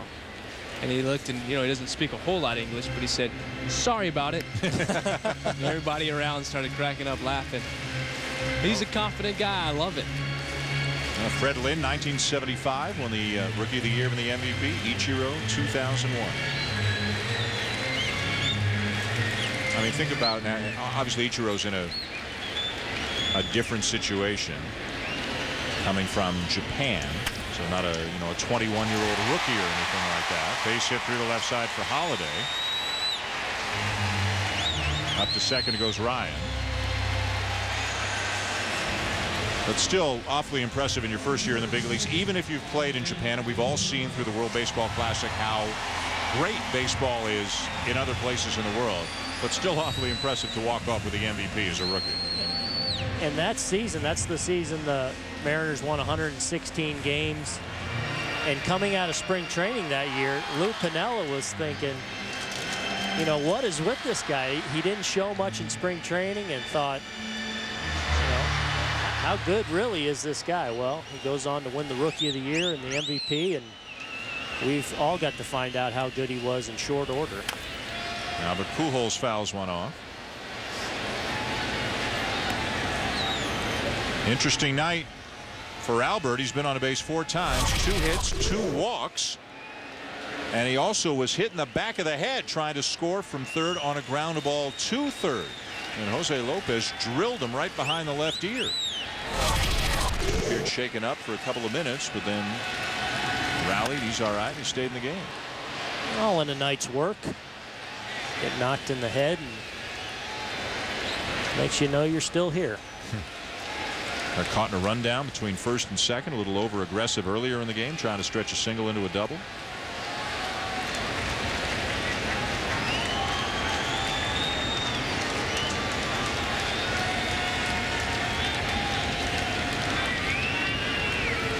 Jeff Suppan will start in the second game of this series tomorrow night. He's back with the Cardinals, and he'll start tomorrow night. Albert recently on this last road trip was in a 1 for 18 funk, saw his average go down below 300. for the first time this late in the season in a long time and said enough of that. In about 2.5 games, he's right back up to 306, and I'm sure well on his way back in the 320s, 330 at some point. Well, career, Albert Pujols is over 330. Not just a power hitter, a great hitter who's got a ton of power, and the only active player with a higher career batting average than Albert Pujols is Ichiro, Joe Mauer, and Todd Helton, rounding out the top 4. Guys like Albert that are always comfortably over 300, as well as Ichiro. It's almost like they have an internal alarm clock that starts beeping once they get around 300. Says beep beep, you know, something's wrong. Let's turn this plane around. Yeah. You're going the wrong direction, and all of a sudden they sober up and get going. But for players that say they don't know what their batting average is, I'm like, come on. You know what it is. You may not know the exact number, whether it's a 281 or a 282, but you know about where you're at. And you know if you're hitting 300, when you start to drop under 300, there's a feeling. You may not know if it's 297 or 298, but you know you're under 300 and you're not feeling good about it after you've been over for a while. Now, these guys don't know that feeling very long. Either one of these two guys. Ichiro had 1 year with a slow start, and then he got crazy hot and finished way over 300 again. Line to left field, another hit. Here comes Ryan, and he will score on the RBI single by Pujols.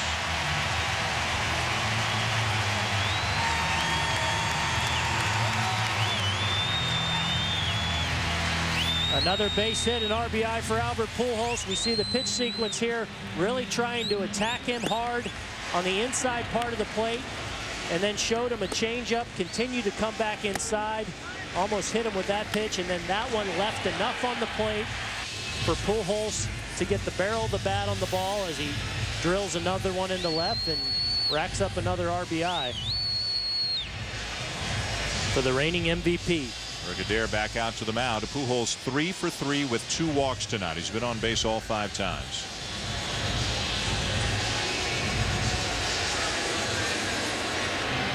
If he has another 8-10 years, guys, like he's had, or if he just keeps doing what he's doing until eventually age takes its toll, is he up there with Aaron? If Williams, he has another 8 years, Ruth, without, Gehrig, well, without question, if he has another 8 years like this, you know, you're talking 2,000 RBIs now and 600 plus and maybe 700 home runs. Yeah. And if he's had another 8 years like that, then he's probably not declining much. So even he'd have a few extra years. So he's well on his way to that. You know, obviously if he can maintain it and stay healthy.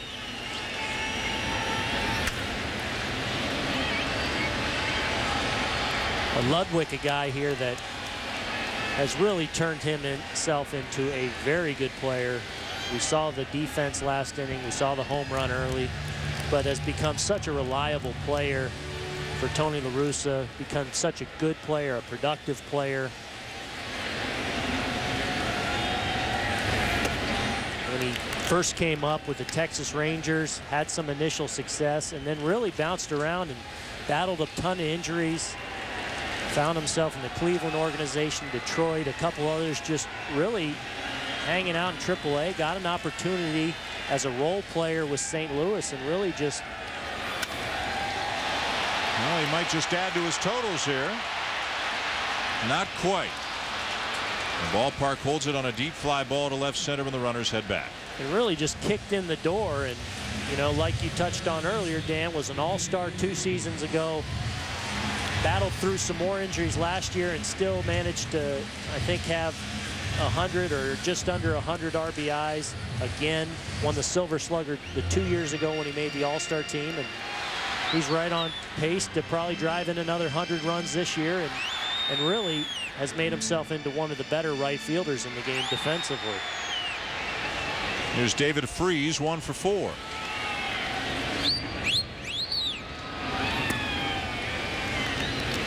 The Cardinals leading 9-3 here in the bottom of the 8th inning. Seattle just snapped a 5-game losing streak yesterday. It looks like they will start a new losing streak here tonight. I mentioned Jeff Supana goes tomorrow for St. Louis. Ryan Roland Smith, a left-hander for Seattle, and another left-hander, Jason Vargas, on Wednesday against Jaime Garcia. Rookie who's having a great season so far for the Cardinals. The inning is over on the fielder's choice. Another run for St. Louis, and a Pujols in the middle of it again as his team getting the better of Ichiro and the Mariners. Top of the ninth in St. Louis, a commanding 9-3 lead for the Cardinals over the Mariners. A couple of changes for Tony La Russa's team here at Busch Stadium. At second base, Aaron Miles, the former and now again Cardinal, who tried to make the Reds earlier on in the season. Didn't make the team, wound up going to the minors with the Cardinals, now back in the big leagues. And Mitchell Boggs becomes the third pitcher of the night for St. Louis. 7+ innings for Adam Wainwright. The 8th inning to Jason Amat. Now Boggs with solid numbers here in the 9th. 9 runs on 12 hits, 1 error for St. Louis, 3 runs, 6 hits, 2 errors for Seattle. Milton Bradley leads it off. And a strike at 97. Boy, what a luxury for Tony La Russa. We mentioned these guys don't have household names, some of these relievers out of the St. Louis pen, but Mott's up there at 96 to 98. Boggs is throwing 97. And these are two of the pitchers in Mott and Boggs that you would figure will be the back end of the bullpen for this St. Louis Cardinal team going on into the future, especially after Franklin at some point departs.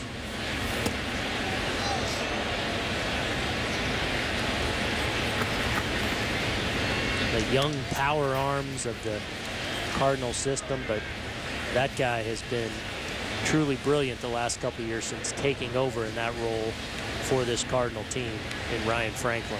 Hardly ever walks anybody. 2-2 now, the count on Bradley. And a lot of the numbers people out there, fantasy people, say, well, he doesn't strike out enough batters, too much contact, but you know what? He's missed the barrels of bats effectively and lets the defense work behind it. So Tony La Russa is going to continue to ride that as long as it's good. In the air down the left field line, and a fading foul and out of play. Let's look ahead at some of the things that are coming up in the next few days around the major leagues. How about Josh Johnson, as he will make a start tomorrow for Florida? That graphic is right. He's given up 1 earned run in his last 40 innings. A rematch of the World Series starts tomorrow. And Steven Strasburg will make his 3rd major league start on Friday. That'll be against the White Sox. And we've talked about Strasburg, and we hear about Halladay and Jimenez all the time, and rightfully so. But Josh Johnson down in Florida has really turned into one of the elite power pitchers in this league. And start coming against Texas tomorrow. A good Texas team this year, right up there with the Angels atop the American League West, as Bradley flies out 1 down, and we send it back one more time to Cindy Brunson. Thanks, Dan. This update presented by our friends at Avodart, Oklahoma and Virginia, with a trip to the College World Series on the line. Garrett Buechele with a 2-run double. Sooners rolling up 11-0 in a game you can see over on ESPN2. A reminder, baseball tonight comes everybody's way on ESPN as soon as you guys are done in St. Louis. Dan, back to you. Which, Cindy, is just a couple of outs away. A 6-run lead for the Cardinals. 1 down, nobody on. The Mariners batting in the 9th as Josh Wilson steps in. Wilson 0 for 3 and an error tonight, so a tough night for him.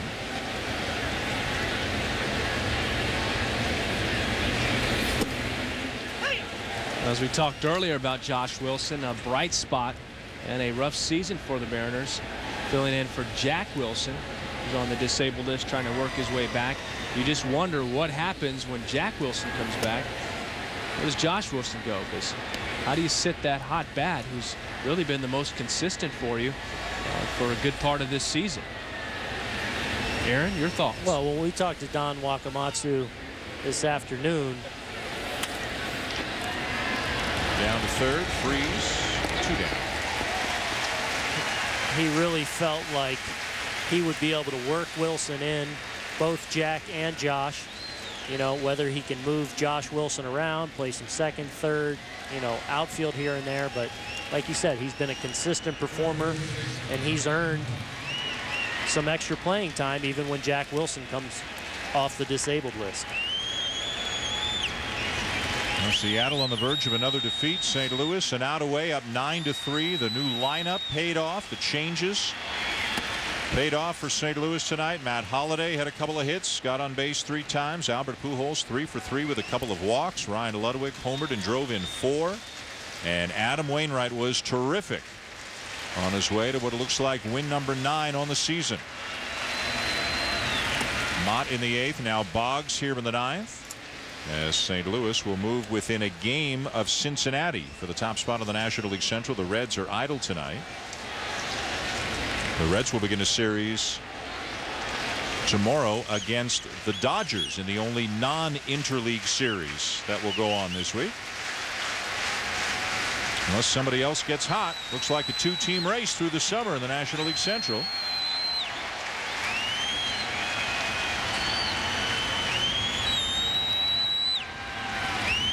Up high, 3-0 to Carp.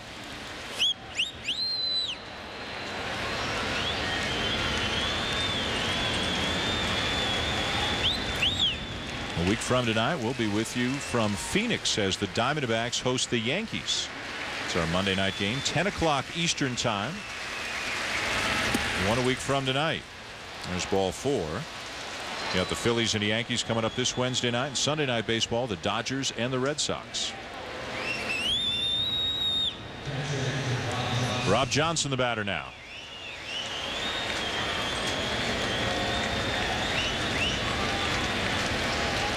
Johnson tonight 0 for 3, including a couple of strikeouts.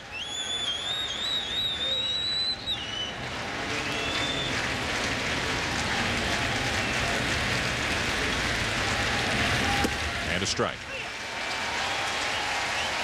And Johnson, one of those guys that really struggled tonight with Wainwright's really good overhand breaking ball, as many hitters have in the National League the last couple of years. Doesn't get much better than Wainwright and Carpenter in whatever order you want to put them at the top of that rotation. And we've just touched on Jaime Garcia, the rookie tonight, 6-2 with an ERA of about 1.5. So they've got 3 terrific starters. You look at Carpenter in the background there. And the big thing going forward for the Cardinals is who's going to be in that 4-5 spot. Yep. Will they find it within with Suppan or Penny eventually coming back, or will they have to hit the trade market? That'll end it.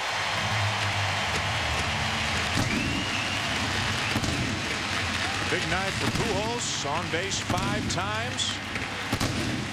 Boggs finishes it off, smiles all around for the Cardinals as they beat Seattle 9-3.